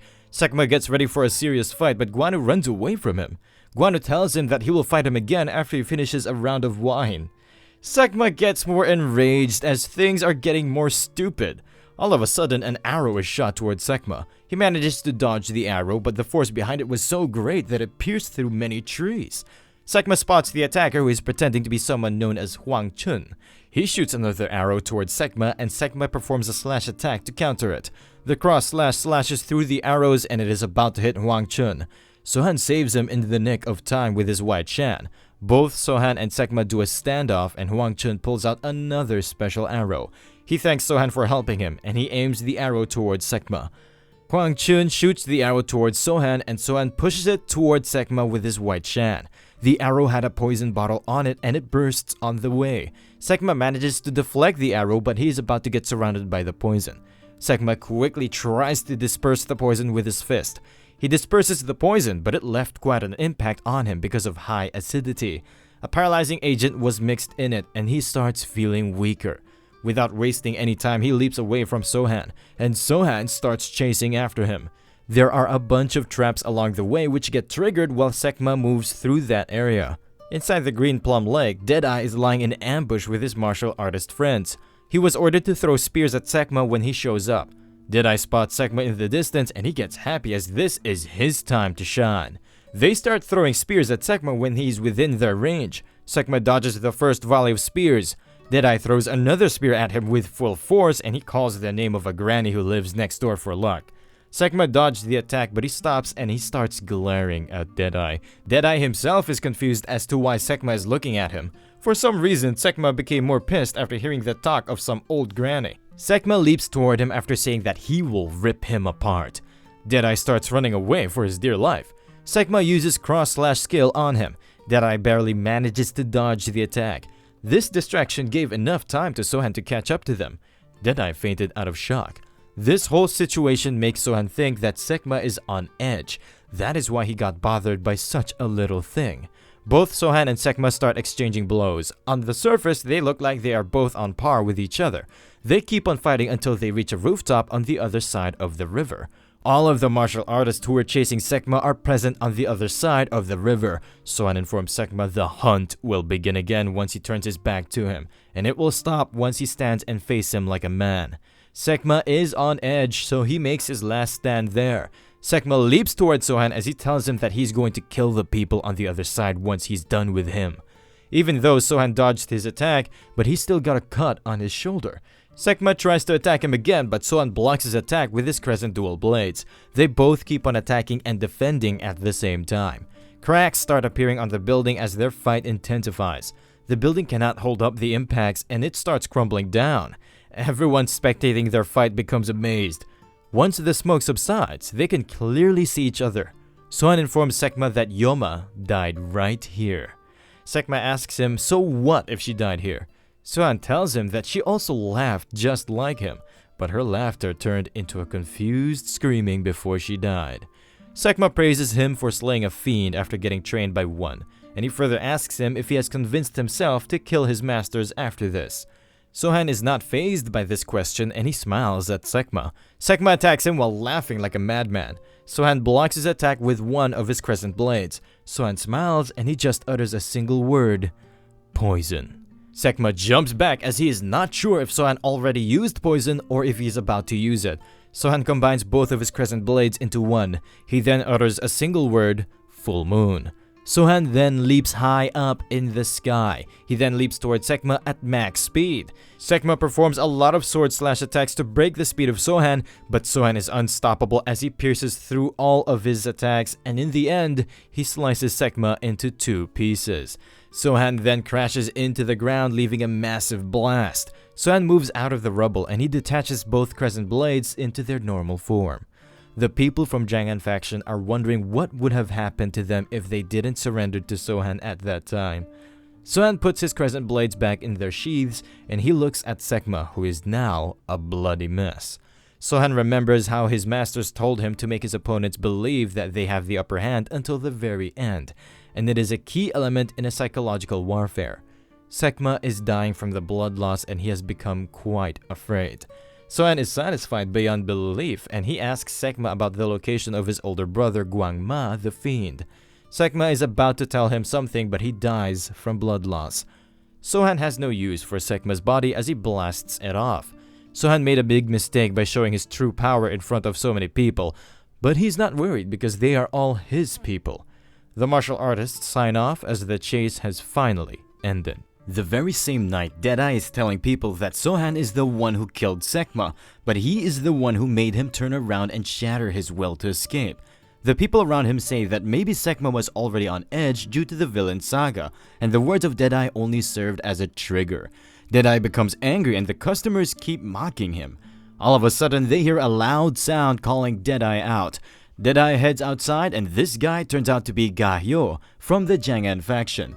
Gahyo informs him that there is a special reward for him from the clan Lord Sohan. The customers also head outside to hear what is going on. Gahyo starts reading the message of Sohan, which states that the trap which was set for Sekma all began with a report given by Deadeye. If Deadeye had not made that report, the trap would not have been set in motion. Deadeye displayed remarkable sharpness in judging the significance of said events, and he exhibited bravery in the face of fear by speaking up to Sohan himself. A reward of 5,000 yang shall be given to Deadeye. Everyone becomes amazed after hearing it because 5,000 yang is a big amount. Deadeye gets down on his knees and he thanks Sohan for everything. Gahyo hands over a monetary statement for his reward. Deadeye is crying with happiness while receiving the reward. Deadeye tells everyone that the drinks are on him and the whole atmosphere lightens up. Meanwhile, Sohan arrived at Sohokro along with the 3 sisters. Damwal says that the surroundings have changed a lot, and Sohan replies by saying that he also had a hard time recognizing this place when he returned.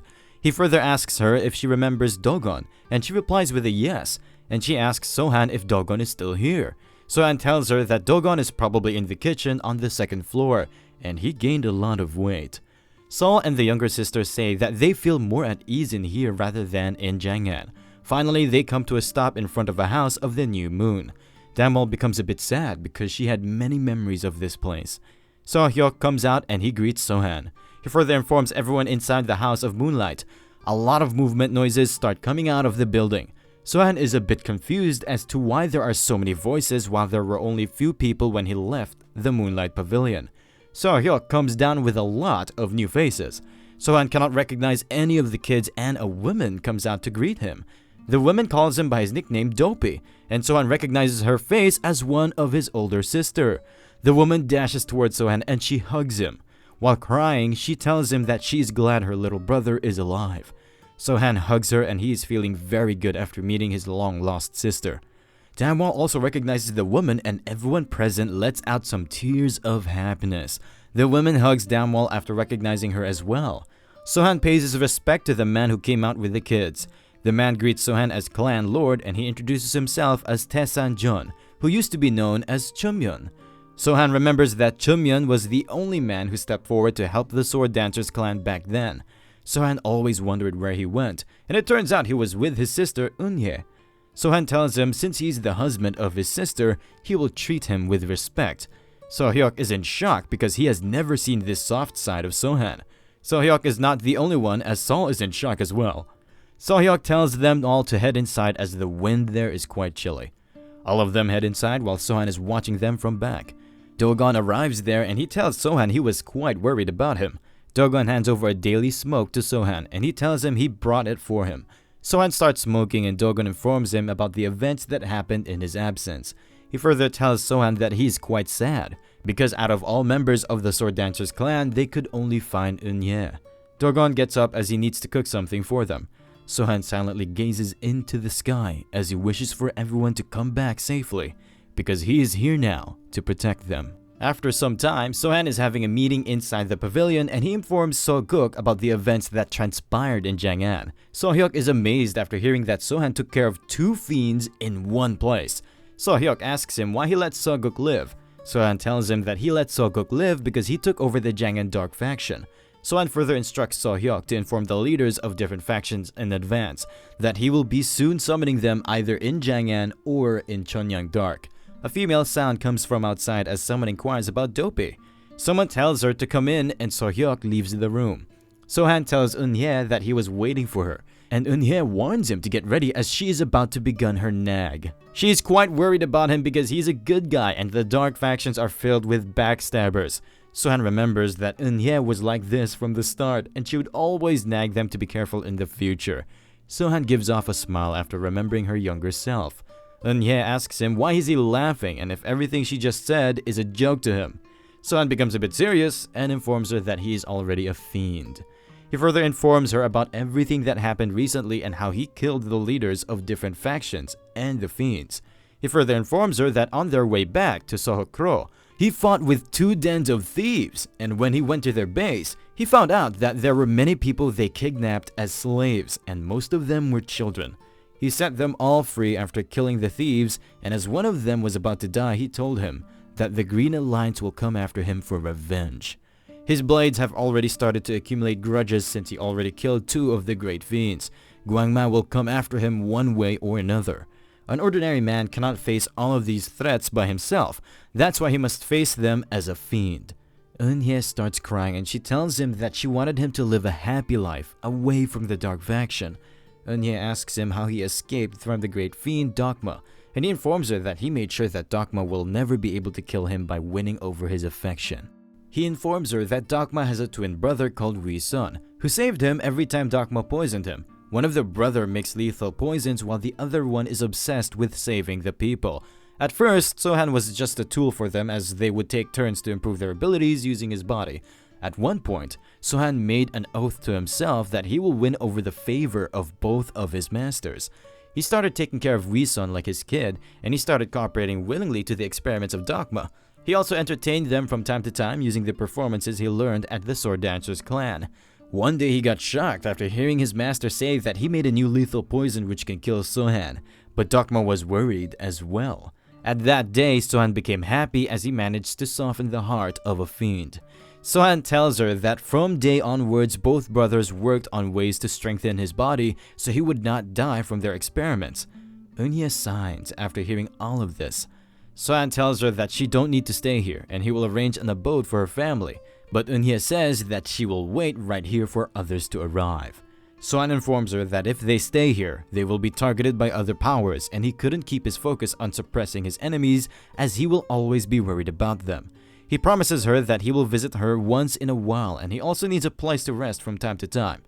There is a reason why he told Eunhye about his master, as if a fight between his masters and the light factions breaks out, he will be forced to fight along with his masters.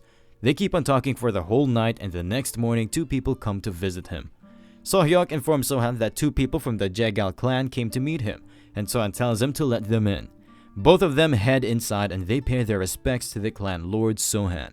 One of them introduces himself as Hyun Jaegal, and the other one is called Tan Jaegal. Sohan says that they both came from afar and they should sit down first. Sohan asks them about what they wanted to talk to him about. Hyun Jaegal informs Sohan that they are the ones who published the Jaegal newspaper, and it is the main business of their family. In the north of Jangan alone, their customers include Manhwa sect, Wudang sect, Chonsong sect, the Dang family, and many other sects. They also have ties with the majority of the light factions. Sohan stays silent after hearing it, so Hyun Jaegal asks him if it is true that he killed 2 great fiends, Yoma and Sekma. Sohan confirms that it is true. Hyun Jaegal informs him that everyone is talking about a great warrior who has appeared in Shanxi. Sohan inquires about what they mean by a great warrior. Hyun Jaegal informs him that they have something called the martial rank records. They normally keep track of news regarding the top 100 individuals of the martial world. And since Sohan killed 2 of the 4 great fiends, so now he will join that list as well. He takes out a notebook which is full of recent feats of Sohan, and they are planning to publish them pretty soon. Sohan tells him that he did a good job in doing all of his research. There is a question in Hyun Jaegal's mind, and he asks Sohan if he's planning to be a new fiend. Sohan stays silent, and Hyun changes his question and he asks Sohan if he has any idea about who will be filling the spots of 2 deceased fiends.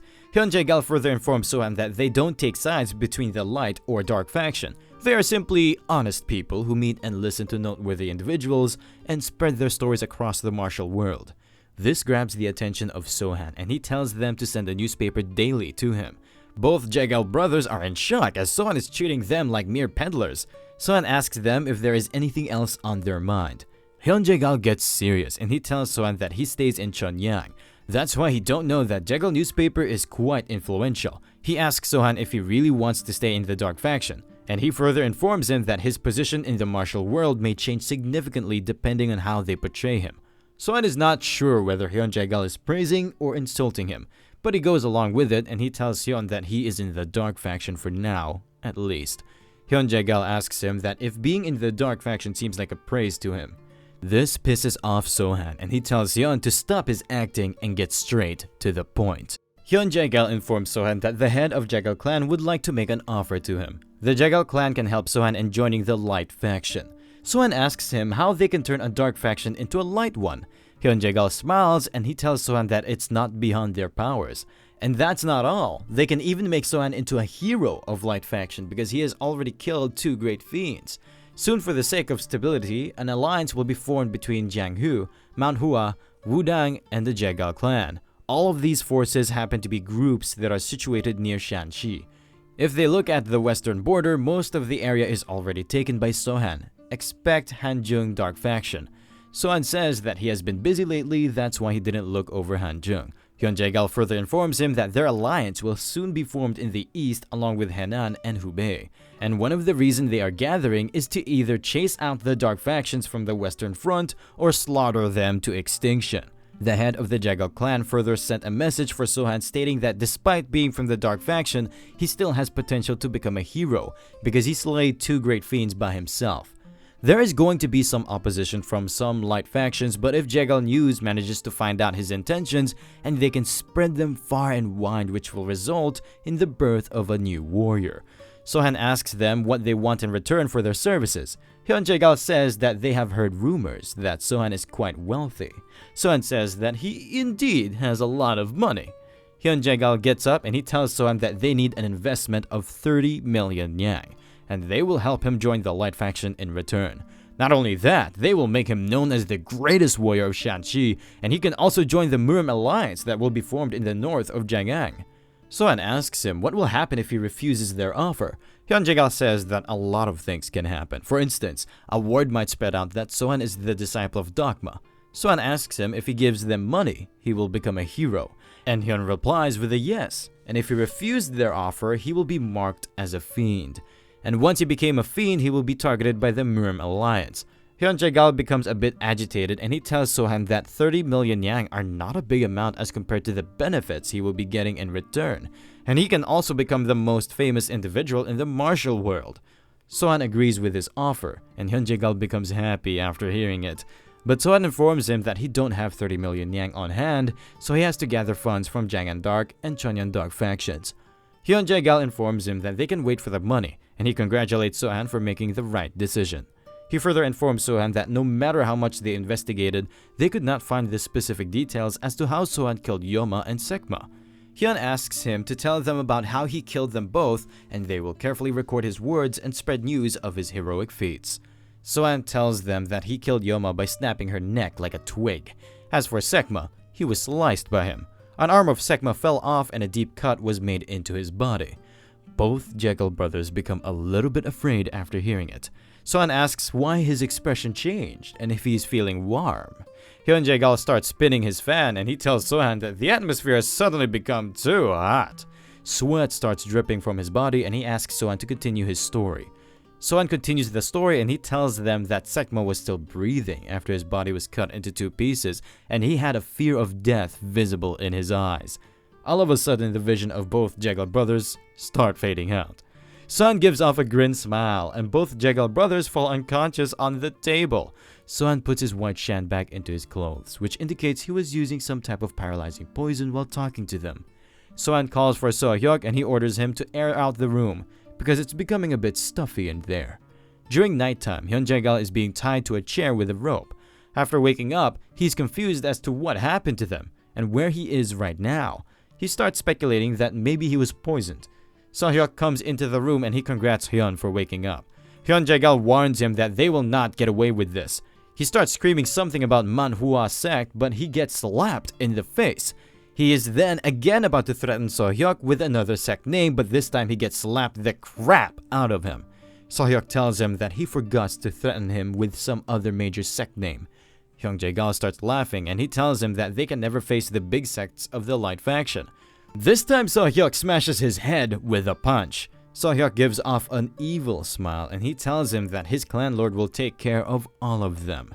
Hyun Jae-gal yells at him that even if his clan lord killed 2 fiends, it does not mean that he's invincible. This time So-hyuk didn't slap Hyun, but Hyun is on alert because he can get smacked anytime. So-hyuk turns around and he tells Sohan that Hyun just asked if he's invincible. Sohan asks So-hyuk if he has roughened up Hyun well enough. So-hyuk with a happy expression says that he went easy on him for now. Hyun Jae-gal asks him what is the meaning of this, and if Sohan is angry about 30 million yang price, then he can go back and ask their clan leader to lower it a bit. He further tells Sohan that they are not here to fight, and they can talk things out like civilized people. Without paying much heed to his words, Sohan removes a cloth from a box. There are some torture tools present inside the box. Hyun becomes afraid after seeing those tools. Sohan pulls up a knife, and its sharp tip is shining in the darkness. Hyun Jae-gal prepares himself as things are about to hit the next level. Sohan checks the sharpness of the blade. This puts Hyun on edge and he tells Sohan that he's prepared to discuss everything with him, and he asks him why he is doing this. Sohan tells him that he is already very busy and Hyun wasted a lot of his time with his nonsense. Hyun informs Sohan that it was not nonsense because once the Murim alliance forms, the factions around the Shangxi area will be attacked first, and it will not be limited to only Shanxi as other dark factions will be attacked too. That's why the head of Jae-gal clan came up with this grand plan. Sohan sits down and he starts acting like he's worried. Sohan says that he barely managed to kill Yoma and Sekma. Everyone already knows he's the disciple of Dogma. He is already on edge and now the Light factions are also gonna attack him. Hyun thinks that Sohan is in total despair and this is his chance to get out of this situation. Hyun tells Sohan that they should join hands, and if he becomes a hero of the Light faction, all of his problems will be solved. Sohan asks him if he's telling the truth, and Hyun replies with a yes. Hyun informs him that Jae-gal clan is the only one from the Light faction side that knows Sohan is a disciple of Dogma, and they have enough influence to change the image of Sohan. Sohan gives off a grin smile as he knows that he is not totally exposed yet, and he gets up. Hyun realized that the mood of Sohan just changed. Sohan calls Hyun a military advisor and he tells him to listen carefully. Hyun is a bit confused as to what Sohan means by calling him a military advisor. Sohan asks him that if he's going to start a war, there should be at least one military advisor by his side. Hyun thinks to himself as to how Sohan can talk about war so casually.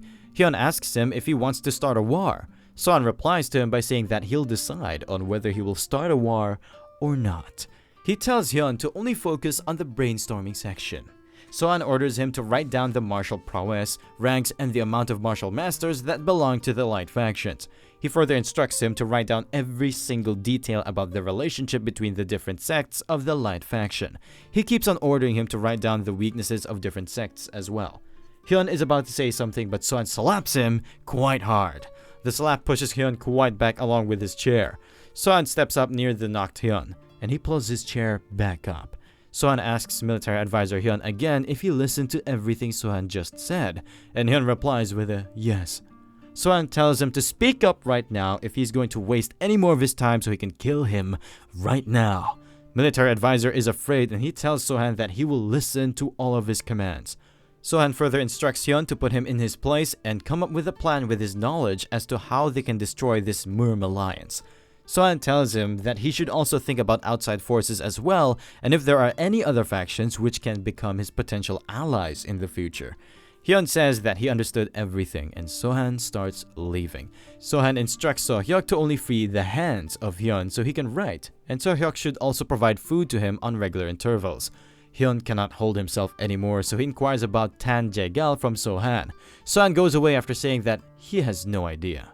Meanwhile, on the outside, Tan Jae-gal just defeated another martial artist from Sohan's faction. He is feeling very tired because he is facing one martial artist after another. His hands can barely keep up and they are bleeding. Tan Jae-gal angrily looks at Sohan who is using him to train his men. Sohan orders the next martial artist to step up. The next martial artist leaps toward Tan Jae-gal. He attacks Tan Jae-gal with his wooden sword and Tan dodges it by ducking down.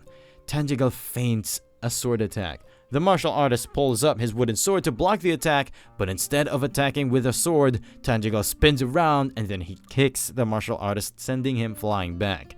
Tan Jae-gal leaps toward the fallen martial artist. He is thinking that he cannot kill him because he have his brother, so he is about to break the leg of that martial artist. Sohan knows well what he is up to, so he throws a stone toward him.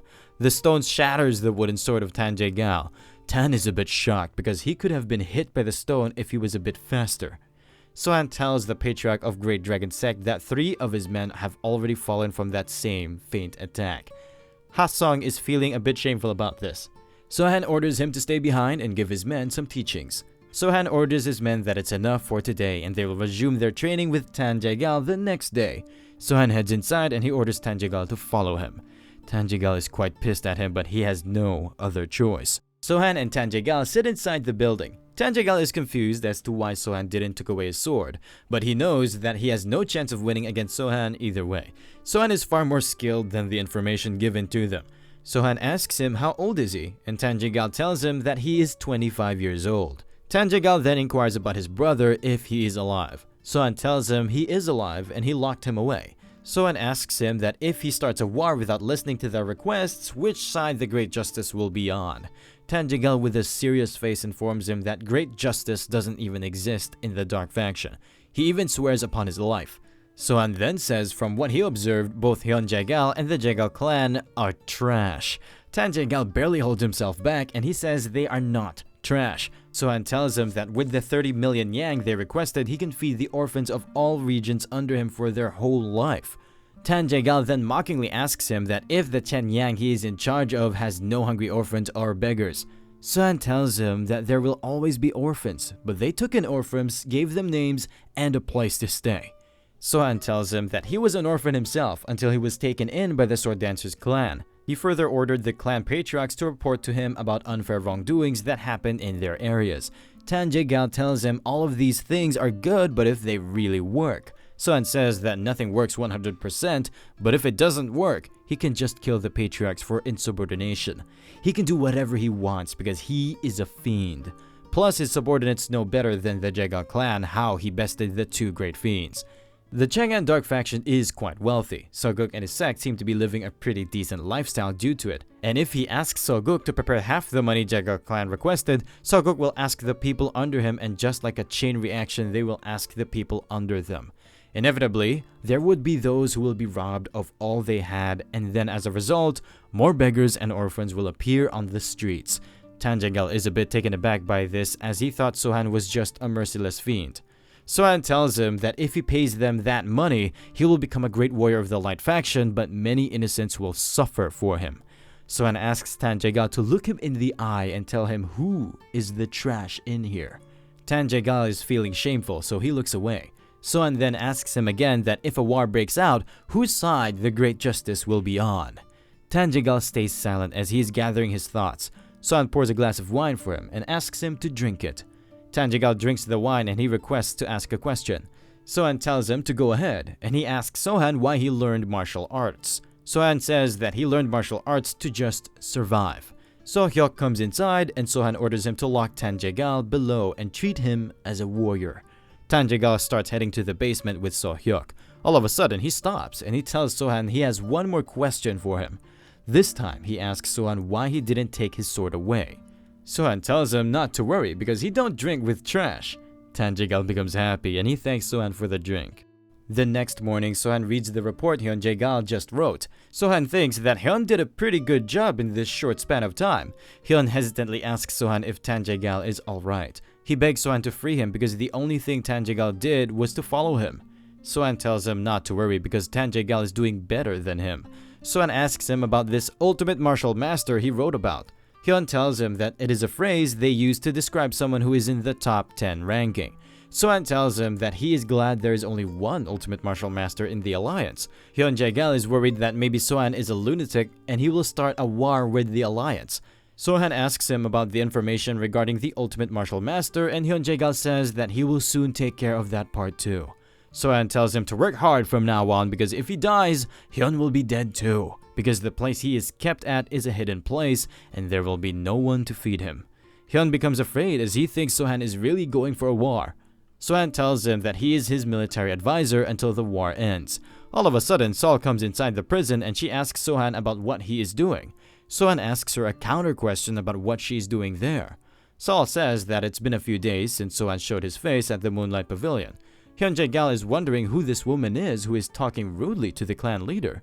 Sol further informs him that it was too peaceful and she was feeling suffocated. That's why she came here. Sohan allows her to rest in this place for a few days. Sol becomes happy and she thanks Sohan. He further asks Sohan about Hyun Jaegal. Sohan tells her that he is a journalist from Jaegal News and he asks Sohan for 30 million yang. Sol becomes furious after hearing such a big amount. Sohan further tells her that Hyun told him if he gave them the money, they will make him a great warrior of the Light faction, and if he refuses to do so, they will paint him as a fiend. Sol steps closer to Hyun Jaegal and she slaps him, which sends him flying back with his chair. Sol asks Sohan why he is keeping him alive and he should just finish him off. Sohan tells her that he will do it if he proves to be useless. Hyun flares up and he tells them he has a lot of work to do as he just came up with a strategy to deal with the Light factions. Sol says that he must be a traitor because he's providing information about the Light factions, including his own Jaegal sect. Hyun Jaegal just realized that he already became a traitor after providing all of this information, and no one from his clan will believe him because he is from the collateral line. Hyun Jaegal faints from all of the stress. Sol starts heading back up, but then she stops and she informs Hyun to not escape, because she already deployed the very same formation outside that they used to corner Sekma. Hyun was come to a conclusion that he is doomed either way. Sohan pulls up the chair of Hyun and he asks him about the Wudang Sword Immortal. Hyun tells him that if that person joins the war, Sohan will lose it. Sohan tells him to write everything about Sword Immortal and he further instructs him to write a justification for going to war. Hyun is just a bit confused about what he means by justification of war. Sohan gives him a cold stare and Hyun Jaegal says that he will start working on it. Hyun Jaegal is a bit furious because he has to write justifications for attacking his own clan. Sohan enters a room where the patriarchs of 3 sects are waiting for him. The patriarchs greet Sohan as the clan leader. Sohan sits down and he asks them to sit as well. Sohan asks them about their forces. The Patriarch of North Wind Wolfblades informs him that they came here with their best men, just as he instructed, and he inquires about the reason why they were summoned. Sohan tells them that Jegal clan asked for 30 million yang to make them into a light faction. The leaders become furious after hearing such a big amount. They ask Sohan what he intends to do. Sohan tells them that there is no way he cannot do what Jegal clan can do, so he will make them into a light faction in his own way. The patriarchs become shocked after hearing it. Sohan further tells them that they will lead their elite troops to cut off the rotten parts of the light factions, and they will start with the Jegal clan first. The patriarch of the Great Dragon sect says that a war will break out in that case. Sohan tells them that they are mistaken because the patriarch of Jegal clan has already declared war against him. Sohan informs them that they will be fighting just like how light factions do with both literacy and martial arts. He will create an alliance for this war which will be named Mystic Lunar Alliance. Sohan further informs them to get rid of their clan's old names because they will now all belong to the Mystic Lunar Alliance.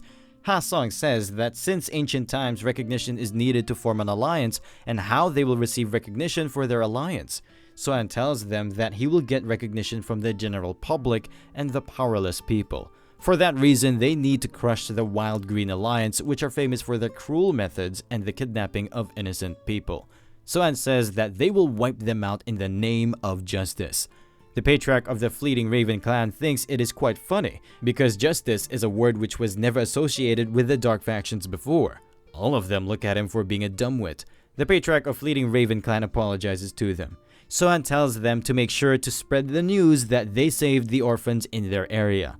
If the light faction still want to wage war with him, he will use his kind attacks as propaganda to make it look like the light factions are fighting against each other. Sohan further tells them that they will be embracing justice from now on, and they will do a better job at protecting the weak than the other light factions. The patriarchs have no other choice, so they agree with whatever Sohan just said. Sohan informs them that they will first capture the patriarch of Jegal clan and they will expose his lies to the Murim world. They will further torture him to confess all the blackmailing he did using the Jegal news. If they accomplish this task, it will be easier for them to make a good public image among the light factions. Ha-Song says that it is a good idea, but Sohan tells them that another situation can arise where they have to massacre the whole Jegal clan, and it will leave a bad impression among the light factions. Sohan tells the patriarchs to order the military advisors under them to send a letter to everyone who was affected by the Jegal clan. In this way, they will have a lot of support from the outside as well. All patriarchs agree to it and they leave to do the tasks assigned to them. During nighttime, Sohan is going through the information Hyun Jae-gal just wrote. Yu Gi-il is the only martial master in the Light Factions Alliance and he's from Wudang sect. He has the highest seniority within the Wudang sect, and there are rumors he couldn't become the sect leader because he loves alcohol, singing, and dancing. He is the toughest person for the sect leader of Wudang sect to get along with, as well as the most shunned. He even chased the second Yin Yang elder, who was the world's most wicked fiend, into the desert in order to finish him off. Sohan starts laughing after hearing it, as he already expected the Light Faction's strong people to be this much great. Sohan is dying to meet him and find out who among them is the strongest. At the same time, Sol comes in and she informs Sohan that she knows about this Wudang Sword Immortal. Sohan asks her what type of person is the Sword Immortal. Sol says that he was someone his master avoided. Plus, he's also one of the reasons why Yoma and the other fiends didn't go near the Wudang sect. Sohan becomes even more excited after knowing that Wudang Sword Immortal is a person who even the fiends avoid. Sol is a bit confused to hear that. Sohan tells her that they will be attacking the Jegal clan very soon and she can also join in. Sol says that she was dying from boredom and she will be happy to go on a war. Sohan happily looks at her and he says that wearing veil is a good idea, but it reminds him of Yoma. Sol thinks of it as a compliment and she thinks Sohan wants to say that she is pretty. Sohan tells her to get lost and she obliges. Sohan changes his expression, which means he really said it to compliment her. Sohan looks through the window where the camps of his troops are at. Sohan can die or lose many subordinates during this war, but he is also excited because there will be a big fight. During nighttime, many arrows with messages attached to them are shot at the headquarters of different sects from the Light Faction. The messages state that the Jegal clan blackmailed Sohan to hand over 30 million yang, and they will make him into a part of the Light Factions in return. The letters further state that he killed the two fiends without thinking about getting any fame or any other profit from it. The letter further elaborates that Sohan has solid proof against the Jagal clan, and he calls forward all sects who were wronged by either Jagal clan or Jagal news in any way. They can stay on this side and just spread the word if they don't want to get involved in this fight. The letter ends with the letters that Sohan cannot tolerate such unfairness and he will settle the score with the Jagal clan. During nighttime, Sohan is standing right above the Jagal clan and he asks his men if they have sent the war declaration letters to all sects. His patriarchs tell him that they have sent the letters, but by the time they receive the letters, the result of the war between them and the Jagal clan will be out. Sohan tells his men that he will deal with the patriarch and all leaders agree with him. With that said, Sohan orders them to get going. Sohan and his men start heading toward the Jagal clan. Sohan speeds up, leaving his troops behind. Sohan jumps over the wall and 2 guards are stationed on the other side. Sohan jumps over them and his leaders cut both guards with their swords. 2 more guards start shouting after seeing Sohan. Sohan pulls out his crescent blade and he performs a cross slash toward them which throws them flying away into the distance. One of the guards stationed on a watchtower spots the destruction caused by the cross slash of Sohan and he uses a tool to alarm the whole clan. The Jagal clan members respond quickly and they start gathering outside. They are surrounded from all sides but they keep on going forward. 2 of his patriarchs get ready to perform their skills and they blast away the Jagal clan members approaching them from the sides. Sohan jumps up high above the sky and he gets prepared for a strong attack. Sohan uses his palm key attack, which blasts off a huge number of Jagal clan members. Sohan then lands on the ground and his elite members join him as they have taken care of most men outside. As he is about to approach the main hall of the Patriarch, a sound wave comes inside, which asks them about who dared to trespass the Jagal clan, but Sohan keeps on heading inside.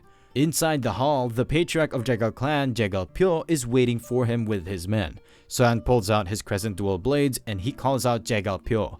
Jagal Pyo orders his men to subdue Sohan, and they start swarming him like flies. Sohan easily cuts through them with his light step technique. His men rush inside the main hall and they start massacring the men of Pyo Jagal. Most of his men have been already cut into half. This makes Pyo Jagal more angry and he flares up. He launches a sword slash attack towards Sohan. Sohan gets up both of his sword to block the attack. He can easily deflect it, but he needs to hide his real strength to the very end. Sohan gets pushed back a lot after blocking the cross slash attack. His men look at him and they are confused as to why Sohan is not using his true power. Jagal Pyo starts laughing and he tells everyone to stop after thinking that Sohan is not that much powerful. All of his men stop and they start backing away from the elites belonging to Sohan. Jagal Pyo sits back on his seat and he tells everyone to empty the center of the hall. He further instructs them to lock the gates of the hall and deploy the fog turtle formation. Only the first-rate warriors will stay inside while the rest of them will wait outside the hall. His men oblige to his orders and they start moving. Jagal Pyo asks his left guardian about what is wrong with the defense of his clan and how they easily managed to break through this far. His left guardian apologizes to him for the lack of defense.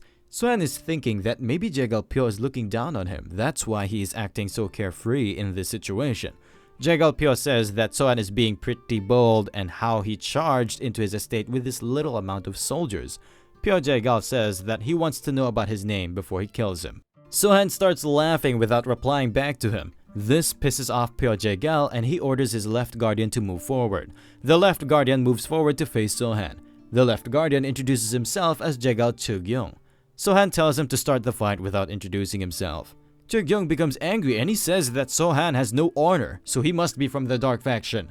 Sohan gives off a smile, and he tries to attack Chugyong without any warning. Chugyong blocks his attack with his sword, and Sohan keeps on pressing him with one attack after another. Sohan tries to slash Chugyong from above, but he dodges it by ducking down. Chugyong takes this chance to attack Sohan. Sohan tries to block his attack with his sword, but Chugyong turns around in midway, and he tries to kick Sohan just like how Tan Jagal kicked his men during their training. Sohan performs a lot of slash attacks and the leg of Chugyong gets cut down. Sohan spins around and he kicks Chugyong the same way he tried to kick Sohan. Chugyong flew toward the ceiling of the main hall. Pyo Jagal is thinking that Sohan has quite strange twin blades and he is strong enough to subdue his left guardian in an instant. Pyo Jagal now knows he is Sohan and he came here because 30 million was too much for him. Sohan says that it was a big amount and he is here to deliver it to Pyo Jagal along with some interest. He instantly guesses the identity of all masked men along with him. He congratulates Sohan for gathering all famous people from Chonyang and Jiang'an to the same place. Pyo Jae-gal lands an offer to the patriarchs that he will assign 50 men to each of them and they can easily defeat Sohan together. And if they manage to defeat him, each one of them will receive 100,000 yang from him. The patriarchs become shocked because they know 100,000 yang is nothing compared to their lives. Pyo Jae-gal takes their reaction as they are being persuaded by money, and he tells Sohan that money is the most powerful thing within the dark factions. Sohan starts laughing and he can confirm how loyal his subordinates are to him, and he also knows what Pyo Jae-gal is thinking right now. Sohan orders his subordinates to sheathe their swords, and all of them oblige without thinking for a second. Pyo Jae-gal is thinking that his men sheathed their swords in the middle of an enemy base on his order, and his command over them must be perfect.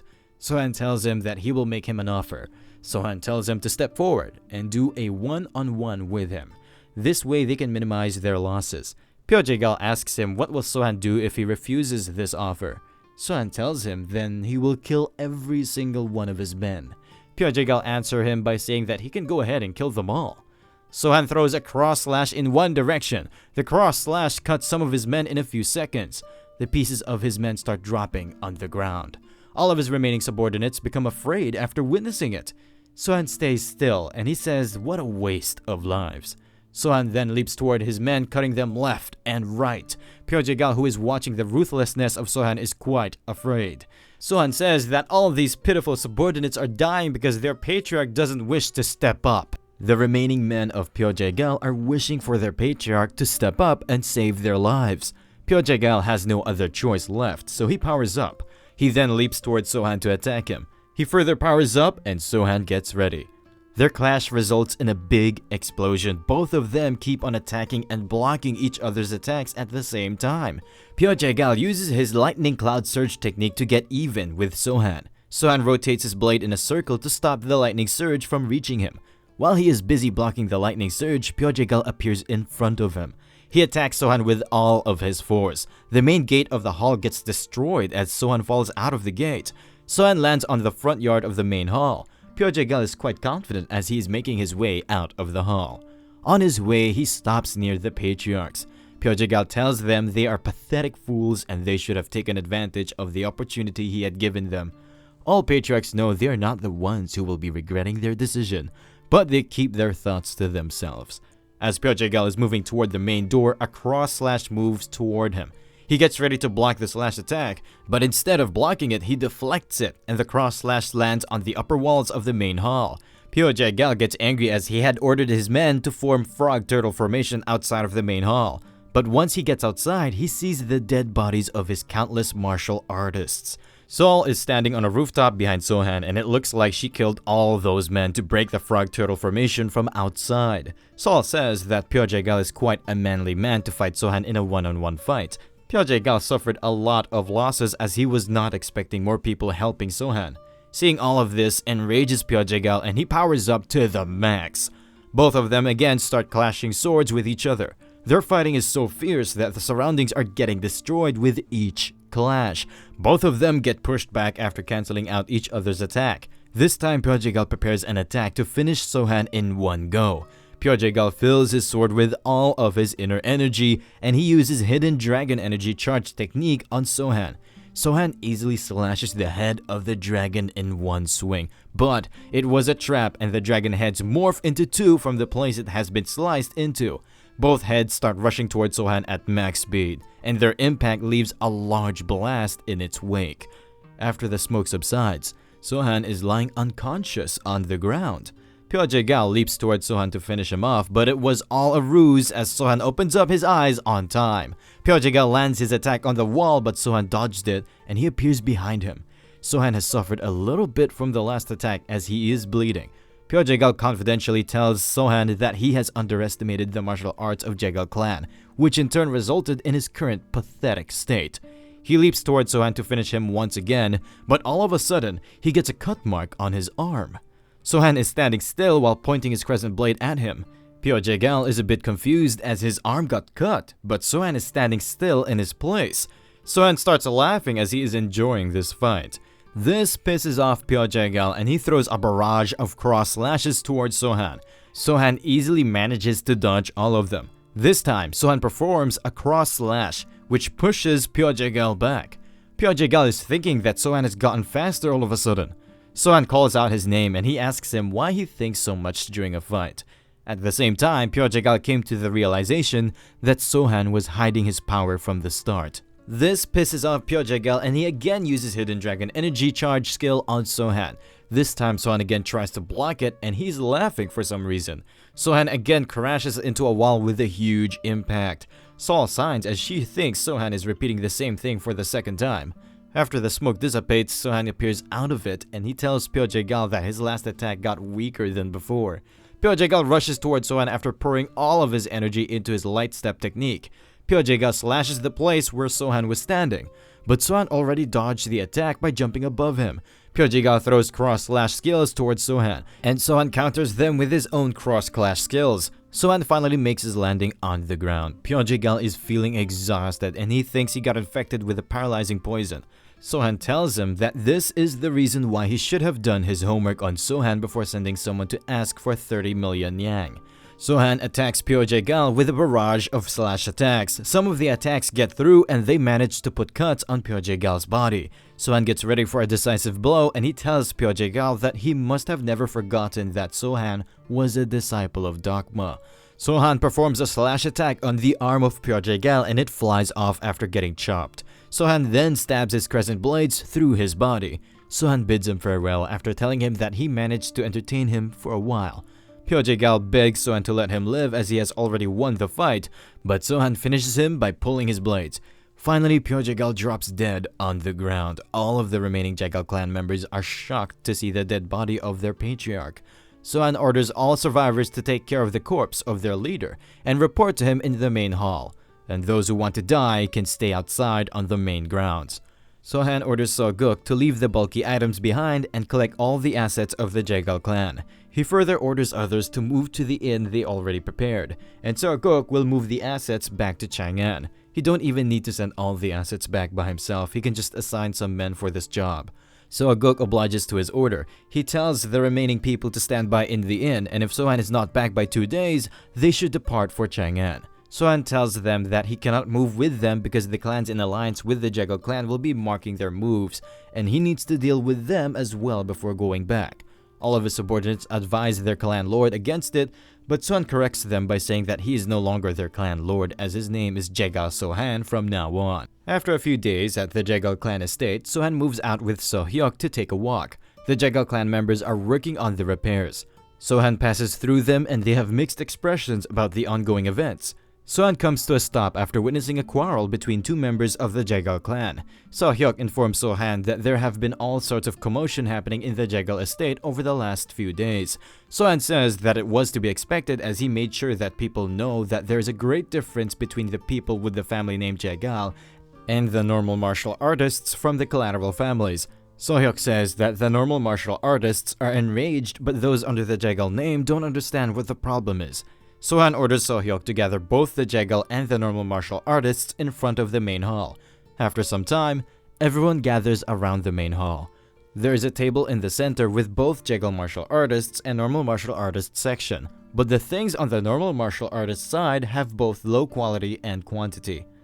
One of the normal martial artists screams that it is not fair they are given less than the Jae-gal clan martial artists. On the other side, the Jae-gal martial artists are quite satisfied with the treatment and they mock the normal martial artists. Sohan gets up and he holds a sword in his hand. This stops the bickering of both sides and there is a complete silence in the hall. Sohan asks them how do they feel after experiencing it themselves. Both sides are completely silent as they don't know what to say in this situation. Sohan tells them that a few days ago he didn't even knew who was a part of the Jae-gal clan and who was not when they died by his sword. He simply killed them because they were his enemies. Sohan tells them that what's certain is that when an enemy arrives, it does not matter whether they are a part of the Jae-gal clan or not. Sohan asks them why there is a difference between both sides while both sides are equally risking their lives. He further says that different treatment must be based on their rank and experience. The Jae-gal martial artists become red with anger, but they don't say anything. Sohan says that he is curious to know which side is more stronger as compared to the treatment they are getting. He further tells them that he wants to see a match between both sides and he asks anyone to step forward. A man by the name of Kang Gi-chan comes forward. Sohyuk informs Sohan that among the normal martial artists, he has openly expressed his dissatisfaction about the difference in treatments. From the Jegal side, Woo Myung comes forward. Sohan asks them if they will be fighting with wooden swords, but both sides say that they will be duking it out with real swords. Both martial artists unsheath their swords and Sohan tells them to get started. Kang Gi-chan leaps forward to attack Woo Myung, but he manages to block his slash attack. Woo Myung is pissed because he thinks Kang is treating this match as a fight to the death instead of a sparring match. Both of them keep on attacking and blocking each other's attacks. All of a sudden, Kang performs a kick attack, which successfully lands on Woo Myung, throwing him down as a result. Woo Myung becomes a bit shocked as he is already defenseless on the ground and Kang is trying to finish him off with his sword. But Sohan tells him to stop and he comes to a halt. Woo Myung is pissed because Kang tried to kill him in a sparring match. Sohan announces that the winner of this match is Kang Gi-chan. The Jegal martial artist side is quite dissatisfied with the results. Sohan tells them that he was very amazed by the sword formations of the Jegal clan when he first arrived here, and he would have a hard time if the Jegal clan had already prepared those formations before he ambushed them. Sohan asks them how many people are required for the sword formation, and he would like to see them fight using those formations. One martial artist from the crowd tells him that a minimum of 28 martial artists are required for such formation. Sohan tells both sides to spar with sword formation. Both sides get ready in an arrow formation and Sohan tells them to start the battle. Both sides start duking it out using real swords. The martial artists from both sides are giving their best for the spar. Even Sohan thinks this sword formation is quite incredible. After some days at the Okso Inn in the Hebei clan area, Sohan is sitting inside the inn and he's remembering the time he watched that battle of sword formations of Jegal and the normal martial artists. At that time, Sohan went back inside the building because both sides were fighting with all their heart and he didn't want it to disturb them. At the same time, a waiter arrives at the table of Sohan with the food he ordered. Sohan starts munching on the food while in the distance, some martial artists are discussing about how a dark faction declared war on Jegal clan. A martial artist asks them when will the alliance of the light factions be formed, and another martial artist says that he don't know when, but once it happens, they will be at the core of it. Sohan knows they are not from Wudang sect and he's wondering if they are from the Hebei sect. A martial artist notices Sohan by his dress and he addresses him as a member of Jegal clan. Sohan, while eating, pays his respect back to him. The martial artist thinks that this Jegal clan member is being rude because he paid his respect while having food in his mouth. Another martial artist asks him what he's doing here and if he's heading to their clan as a messenger. Sohan quickly starts gurgling the food in his mouth, which makes the other martial artists feel a bit awkward. After gulping down the food, Sohan tells him that he is not a messenger and he's on a mission assigned by their patriarch, so he cannot tell them the details. The martial artist says it is a pity because he wanted to ask him to join them for a drink, since Jegal and Hebei clan might become one family in the future. Sohan gets up and he sits on their table. Sohan says that since Hebei and Jegal might become a family soon, so he cannot reject them for drinks. Sohan shouts at the waiter to get more wine for their table. The martial artists introduce themselves as Oh Jae-hyun, Jang So-duk, and Kwon Sol. Sohan introduces himself as Jegal Han from the Jegal clan. The Hebei clan martial artists think Sohan is being disrespectful because he keeps on talking in a formal manner to them. After some time, all of them start drinking the wine in unison. Sohan complains that he has never drank such a bad-tasting wine before. Sohan asks the waiter if they have other types of wine and the waiter replies with a no. Waiter says that if he wants expensive liquor, then they have only Dukang liquor. The martial artists become shocked after hearing Sohan order something so expensive. Jae-hyun tells Sohan that they are not rich enough to afford such an expensive liquor. Sohan tells them that this liquor is on him because they already offered him the best wine they could. The Dukang liquor arrives at their table and Jang So-duk thanks Sohan for treating them to such an expensive luxury. Sohan asks them to not worry about it, and he asks them about how the alliance is progressing. Jang So-duk informs him that they are making good progress as the patriarchs are gathered at Wudang Mountain and one of the great elders is there as well. Sohan asks him by great elder is he referring to the sword immortal. Kwon Sol tells him that he is right, and all the patriarchs will probably recommend him to be the alliance leader, and he will reject as usual. Then they will hold a sparring match to decide the leader and he will be appointed as the judge. Sohan is thinking to himself that he missed an important competition. It was an opportunity for him to see the Wudang Sword Immortal and the abilities of other patriarchs as well. Sohan asks them who do they think will become the alliance leader. Jaehon tells him that they are hoping for their patriarch to become the alliance leader, but Manhwa and Jeongnan clans are also powerful, so they can't say for sure who will win. He further says that Jegal clan and Wudang clan are sworn brothers, so they have never fought before. But he thinks Wudang clan will win if they face off against each other. Jang So-duk says that Jaehon is spotting nonsense because from what he knows, the Jegal clan patriarch will become the alliance leader. Sohan asks him why he thinks like that. Jang So-duk says Jegal clan patriarch is the most richest and resourceful. They even made the previous patriarch of Wudang sect to retire by exposing a scandal related to him using their Jegal news. The other martial artists become shocked as well because they never heard about this before. Jang So-duk further elaborates that it is the reason why the new patriarch of the Wudang clan became a sworn brother of the patriarch of Jegal clan, and the person who suggested the idea of an alliance in the first place was the patriarch of Jegal clan. Sohan gives off a serious look as he came upon some solid information just now. By looking at the expression of Sohan, Jang So-duk thinks he's looking upset, so he mocks Sohan a little bit. Sohan becomes serious and he tells Jang So-duk to relax his expression a little, and he asks him if he is looking down at him after mistaking him as a scholar from the Jegal clan. Kwon-sol requests them both to not quarrel with each other as they are from the same alliance, and he tells Sohan that he will apologize on behalf of Jang So-duk. Jang So-duk keeps belittling Sohan by calling him a scholar. Jaehon begs them both to stop this pointless quarrel. Sohan says that he went overboard with his words so he will stop. But after drinking his liquor, he says that maybe the waiter diluted the Dukang liquor with water as it tastes like shit. Jang So-duk starts laughing like a madman and he smacks his hand on the table. He asks Sohan if everyone at the Jegal clan is as distasteful as him. Sohan tells him that he can bear it if someone insults his patriarch, but he cannot bear it if someone insults the Jegal clan. Jang becomes red with anger and Sohan says that people keep bad-mouthing their patriarch all the time. Jang asks him about the words which people use to insult their patriarch. Sohan acts like his tongue slipped while he was intoxicated. Jang becomes more cocky as he is thinking Sohan is a pushover. Sohan shouts at the waiter to come quickly as he will pay for all the drinks on this table as his clan is quite rich. This makes Jang even more enraged as Sohan is trying to belittle them with his words.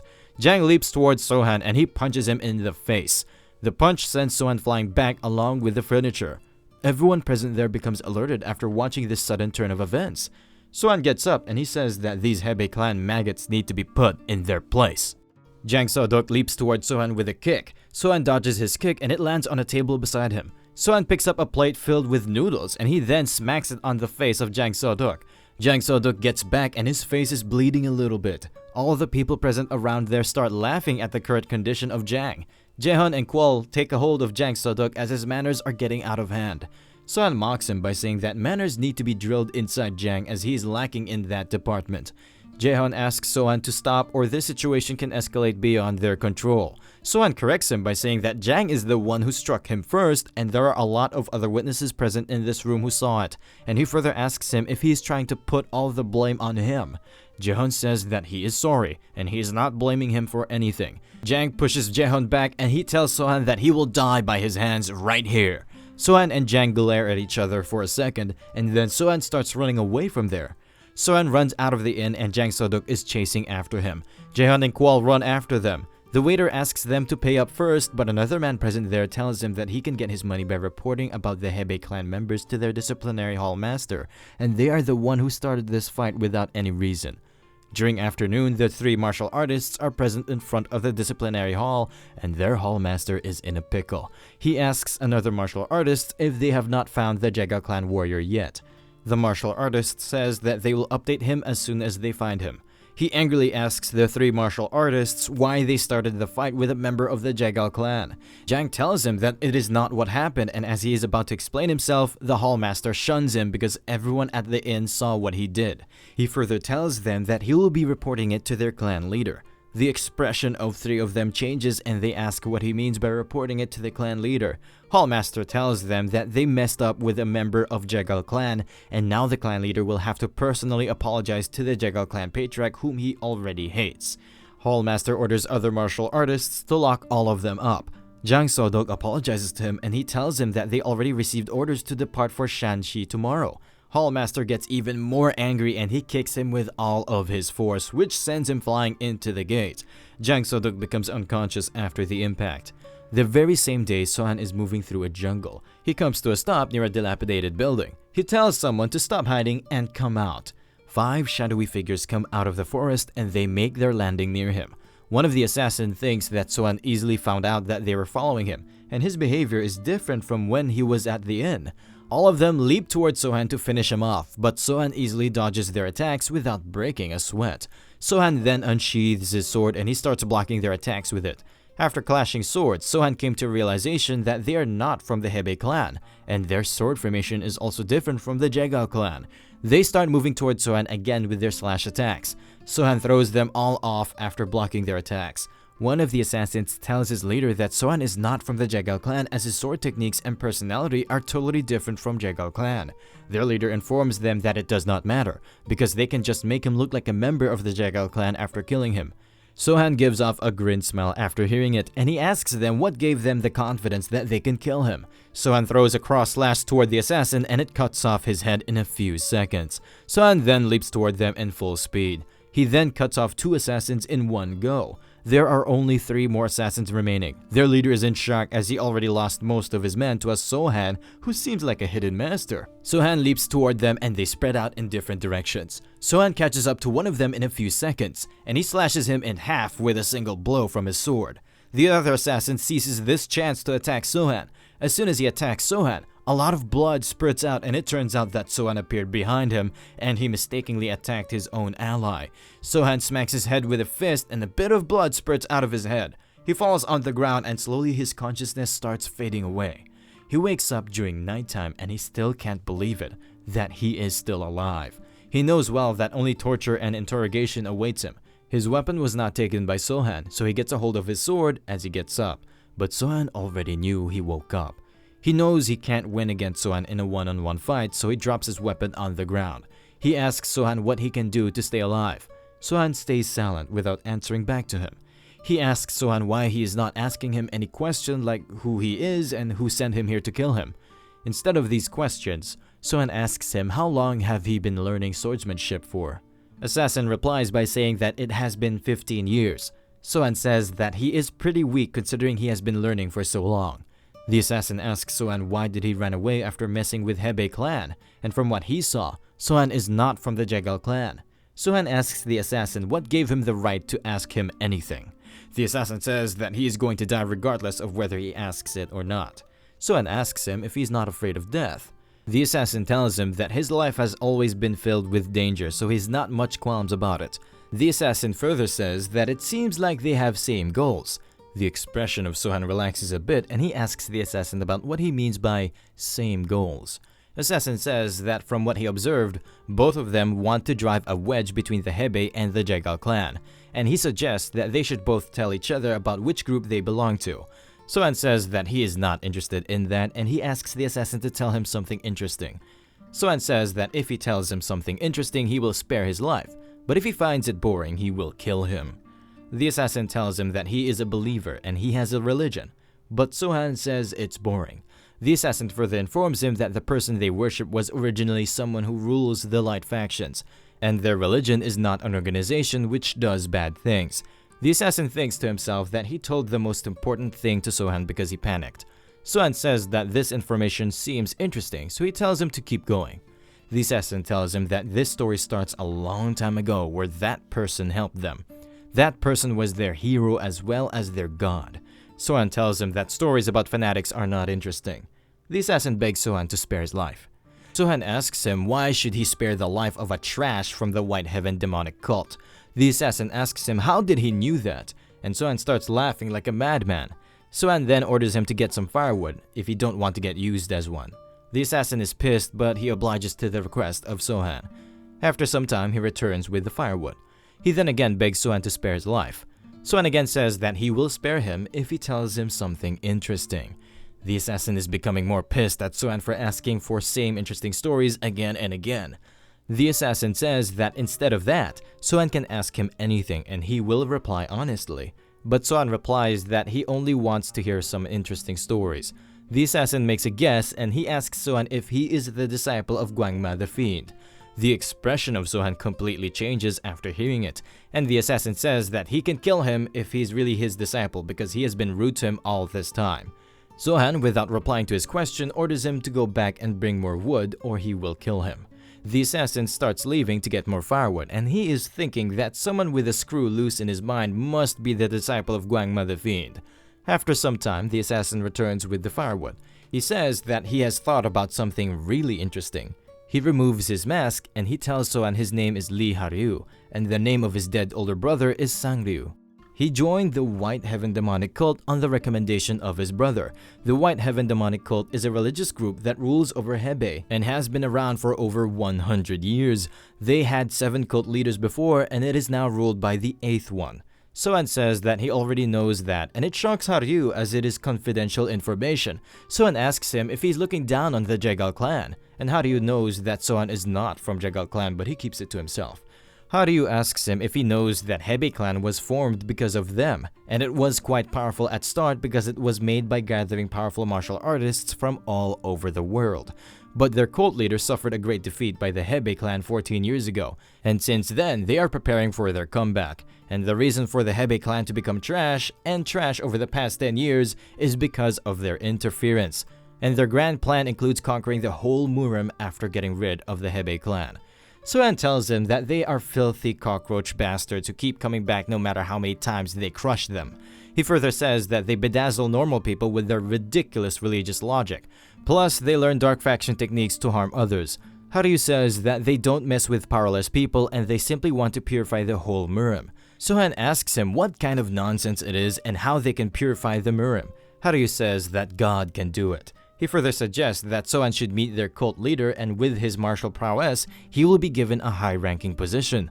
Sohan says that he will only meet him as an enemy once the time is right.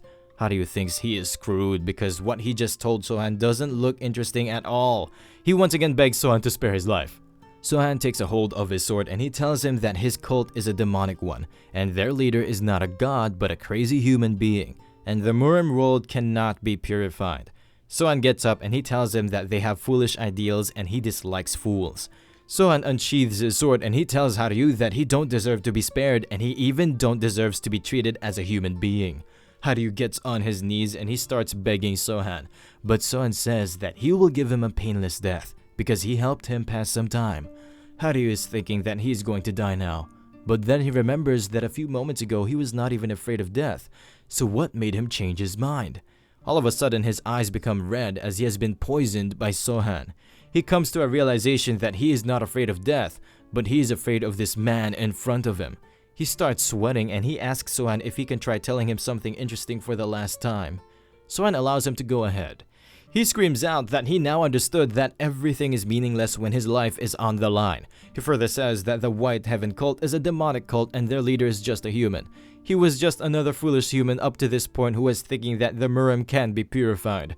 His expression is not looking well and he says that he don't deserve to be treated as a human being. He begs Sohan to give him an opportunity to become his servant. Sohan asks him if he wants to become his servant in order to survive. Haryu screams that he is correct and he wants to survive. Sohan starts laughing and he says that now finally he told him something interesting. After hearing it, Haryu starts thanking Sohan non-stop. After some days, Sohan arrives at the Wudang Mountains. He is going through the market but the shopkeepers keep pestering him by saying that they have not seen him around before.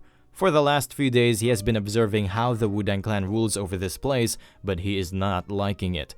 The residents keep pestering him by asking him mundane questions. The atmosphere around this area is really mysterious and strange. He thinks it was crazy for him to try to infiltrate the Wudang sect alone and maybe he should head back. There are rumors that Shaolin is the best in the north while Wudang is the best in the south, and it really deserves its reputation. Sohan starts heading back through a flower field. All of a sudden, a grasshopper challenges him to a duel. Sohan is about to crush him with his feet, but he signs and let it go. He is thinking that maybe he got affected by this calm atmosphere of Wudang Mountain. Sohan starts playing with him and he gives him the title of the bravest mantis in the Wudang Mountain. All of a sudden, an old man appears behind him. The old man asks him about what he is looking at so intently. Sohan becomes alerted after hearing his voice and he tells the old man that he was looking at the praying mantis. The old man asks him what is on his mind because normally people don't usually talk with a mantis. Sohan says that it looked courageous to him, so he named him the bravest mantis of Wudang Mountain. The old man starts laughing and he says Sohan is quite an interesting fellow. Sohan is thinking that this old man is a bit weird because he didn't notice his presence until he was right behind him. Sohan and the old man come face to face, but no one starts a fight, and Sohan realizes he is the Sword Immortal. The old man asks Sohan if he has no intent to fight, then they can take a walk, and Sohan easily agrees with him. Both of them start moving together. On their way, the old man feeds the fishes, and everything seems too calm. The whole calm atmosphere makes Sohan a bit agitated, and the old man starts laughing. Sohan asks him why he suddenly laughed. The old man tells him that it is quite rare to see someone out of place like him in the Wudang Mountains. Sohan becomes a bit calm after hearing it, and the old man says that Sohan is quite unique, as if he came from outside of this world. The old man starts leading him to a place which suits him more. After some time, they arrive at a waterfall. The old man then again asks Sohan why he didn't kill the mantis. Sohan informs him that there was no reason for killing the mantis, that's why he spared it. All of a sudden, the old man says that maybe the mantis deserved to be spared more than the patriarch of Jegal clan. Sohan tells him he is correct, as the patriarch of Jegal clan was far worse than the mantis. The old man starts laughing after hearing it. The old man informs Sohan that Pyo Jegal was a unique man, as he understood the power of literature more than anyone. Moreover, he was a hypocrite that acted like he wanted to uphold justice on the outside. He compliments Sohan for killing him, as the hands of this old man are tied, and if he killed Pyo Jegal, it would have led to a clash between Wudang sect and Jegal clan. Sohan says that he can understand it because both of them are in different positions. The old man asks him if he has seen the symbol of Taiji before, and Sohan says that he knows about that white and black symbol. The old man tells him that when a praying mantis would eat other insects, this act of killing others to survive would be seen as the black side, while when it stops killing once it's full is called the white side. If Sohan killing the Pyo Jegal is seen as the black side, then the act of Sohan sparing the lives of the rest of the Jegal clan would be considered the white side, and both of these acts work as a balance similar to Taiji. If killing was the only option available, then the Taiji would be completely black, and it is known as the demonic path. The old man further informs him that getting rid of those who go against the flow is also what the Wudang sect represents. Jegal Pyo was a person who even surprised him, as he showed him how much damage words can do. However, it would have been more difficult for the Wudang sect to kill him, because it would have resulted in the deaths of countless people, and in the end, the one who went against the flow wouldn't be Pyo Jegal, but him. All of a sudden, he asks Sohan if his masters are doing well, and it shocks Sohan. He informs old man that he has not seen them since he left the mountain. The old man says that he heard Sohan is a special disciple to them because Dogma has not killed anyone in the last 12 years, and for someone like that, Dogma to change is a rare occurrence. Sohan is amazed by the information network of Wudang sect, as they know about things which are pretty rare even in the dark factions. The old man informs Sohan that he is Taiji to his masters, because one of them killed people while the other saved them. Sohan may think he was just trying to survive their experiments, but he meant a lot to both of them. The old man asks him if he understands the Taiji and the flow a little more. Sohan replies with a yes. Both of them stop talking as they start cultivating. Sohan remembers all the people he killed and saved throughout his journey. He then starts gathering energy near his chest. After some time, the Taiji starts forming near his chest. The old man says that he hopes that throughout his journey, Sohan will remember the Taiji the old man just taught him, as this is the only gift he can give Sohan. Sohan thanks him for his teachings. He further tells Sohan that now he has seen him, he can consider it as having seen the Wudang sect. Sohan once again thanks the Sword Immortal for his teachings. The Sword Immortal says that it was nice meeting him, and he would like to meet him again. Sohan says that he would love to meet him again. With that said, the Sword Immortal vanishes into the air, and Sohan keeps staring at the waterfall. The very same evening, Sohan is moving through a forest. Some martial artists are also following him at the same time. These martial artists have Greenhound stronghold banners with them. Sohan thinks maybe they are trying to take revenge on him because he annihilated one of the strongholds belonging to their alliance in the past. The martial artists throw daggers at Sohan. Sohan easily manages all of them. Sohan speeds up to find a quiet place so he can get rid of them. But as Sohan is moving forward, more and more strongholds belonging to the Green Wilderness Alliance start swarming him. Sohan comes to a stop in front of them. The martial artists throw spears at him and he dodges all of them by moving in a zigzag formation. Sohan then keeps on running away from them and they keep chasing after him. After some time, Sohan comes to a stop near a cliff. The martial artists corner him and he prepares to make his stand there. They once again throw their spears at Sohan and Sohan deflects them using the sheath of his sword. After the barrage of spears ended, Sohan is standing still in his position. This shocks all of the martial artists. Sohan gives out a loud sound transmission as he tells the leader of the Green Wilderness Alliance to come out. The sound transmission was too loud and it put a strain on some martial artists. All of them unsheath their swords and they start rushing toward Sohan. Sohan says that their leader is a coward who just sent his men to get slaughtered in his place. Sohan rushes toward the martial artists and he kills everyone on his way. The martial artists start dropping like flies. As Sohan is massacring them, he is thinking that if killing all of them can be the black side of Taiji, then him surviving and going back to Chang'an can be the white side of Taiji. And if the Green Alliance destroying things around him is the black side, then making it such that they can't come after him again would be the white side.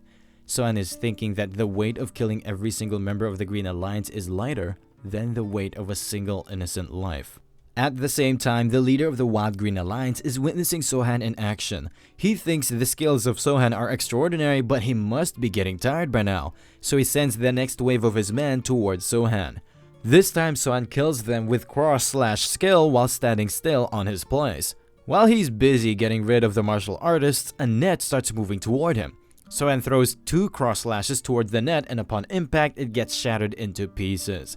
The martial artists don't give him a rest and they leap toward him, but Sohan easily gets rid of them with a cross-slash. The martial artists are swarming him like ants, but he reduces their numbers by throwing sword slashes in different directions. A lot of men died while trying to get close to Sohan, but he's not looking tired at all. The martial artists start doubting their skills and they request their alliance leader to face him. The martial artists start backing away from him and instead of leaping toward them, Sohan simply sits on a rock. Out of nowhere, the projection of the Sword Immortal appears in front of him and he requests him to run away because he has already killed a lot of people and dealing with the consequences will be quite hard for him. At the same time, the chiefs of different factions from the Green Alliance step forward. They are looking quite pissed at Sohan because he dyed the whole cliff with the blood of their subordinates. Sohan gets up and he tells the Sword Immortal that a single path can be taken from here, and that path is of annihilation. The Sword Immortal tells him that he is quite stubborn. Sohan throws 2 cross-slashes toward them with his crescent blades. The chiefs throw their cross-slashes at him to cancel out their impact. The cross-slashes from both sides collide with each other, which results in a big smoke explosion. Sohan moves through the smoke and he chops off the limbs of the chiefs without killing them. Sohan moves forward as all of them lie screaming in pain behind him. Sohan comes to a stop near the low-ranked martial artists of the Green Alliance. Instead of leaping toward them, he moves back to the rock while executing every single one of the chiefs. Sohan sits back on the rock while there is complete silence around him. The projection of Sword Immortal appears in front of him again. Sohan has finally made up his mind and he tells the Sword Immortal that a person walking on the path filled with flowers can never really know about the pains and sufferings of this world. So Sohan has finally decided that he will move on the black path. The projection of Sword Immortal starts fading out, and he tells Sohan that he has great thinking. Sohan starts laughing with joy as he can be himself on this battlefield. Sohan moves up to the low-ranked martial artists and he tells them to open up a path. The martial artists move to a side while opening a path leading straight to their alliance leader. Sohan puts both crescent blades in their sheaths and he starts walking toward their alliance leader. Sohan then jumps up and he lands in front of the Green Alliance leader. Sohan asks him what the hell he does. The Green Alliance leader stays silent so he can ask him the same question once again. The Alliance leader is confused as to what Sohan is trying to get at. Sohan tells him that no matter how he looks at him, he doesn't seem strong enough to take him on, so he asks him again why he is doing something like throwing away the lives of his subordinates at him. The Alliance leader gets pissed and he attacks Sohan with his spear. Sohan easily catches the spear without breaking a sweat. Sohan then imbues his internal energy into the spear. The internal energy of Sohan is too much for the Alliance leader to handle, so he leaps back to avoid the backlash. Sohan then catches him by his collar and he smacks his face with a palm attack. Sohan smacks him once again to put him in his place. The face of Green Alliance leader is not looking well, but the cockiness on his face is not fading away. Sohan then punches through his head, popping it open like a watermelon. The leader of the Green Alliance dies just like that, and Sohan throws away his body. The body of the Alliance leader lands on the ground and everyone can see the insides of his head. The low-ranked martial artists are very afraid as they don't know what Sohan will do to them. Sohan sits down on the Green Alliance leader chair and he orders all of them to start moving towards Shanyang. With that said, they start moving towards Shanyang without wasting any time. After some time, when everyone is gone a bit far, someone steps toward the dead Green Alliance leader. After examining the body, he comes to a conclusion that Sohan is really a treasure. He thinks that Dokma and Wison created something unique. This person is the great fiend Guangma, and he laughs as things are getting interesting for him. With that said, he starts moving along with the rest of Green Alliance martial artists.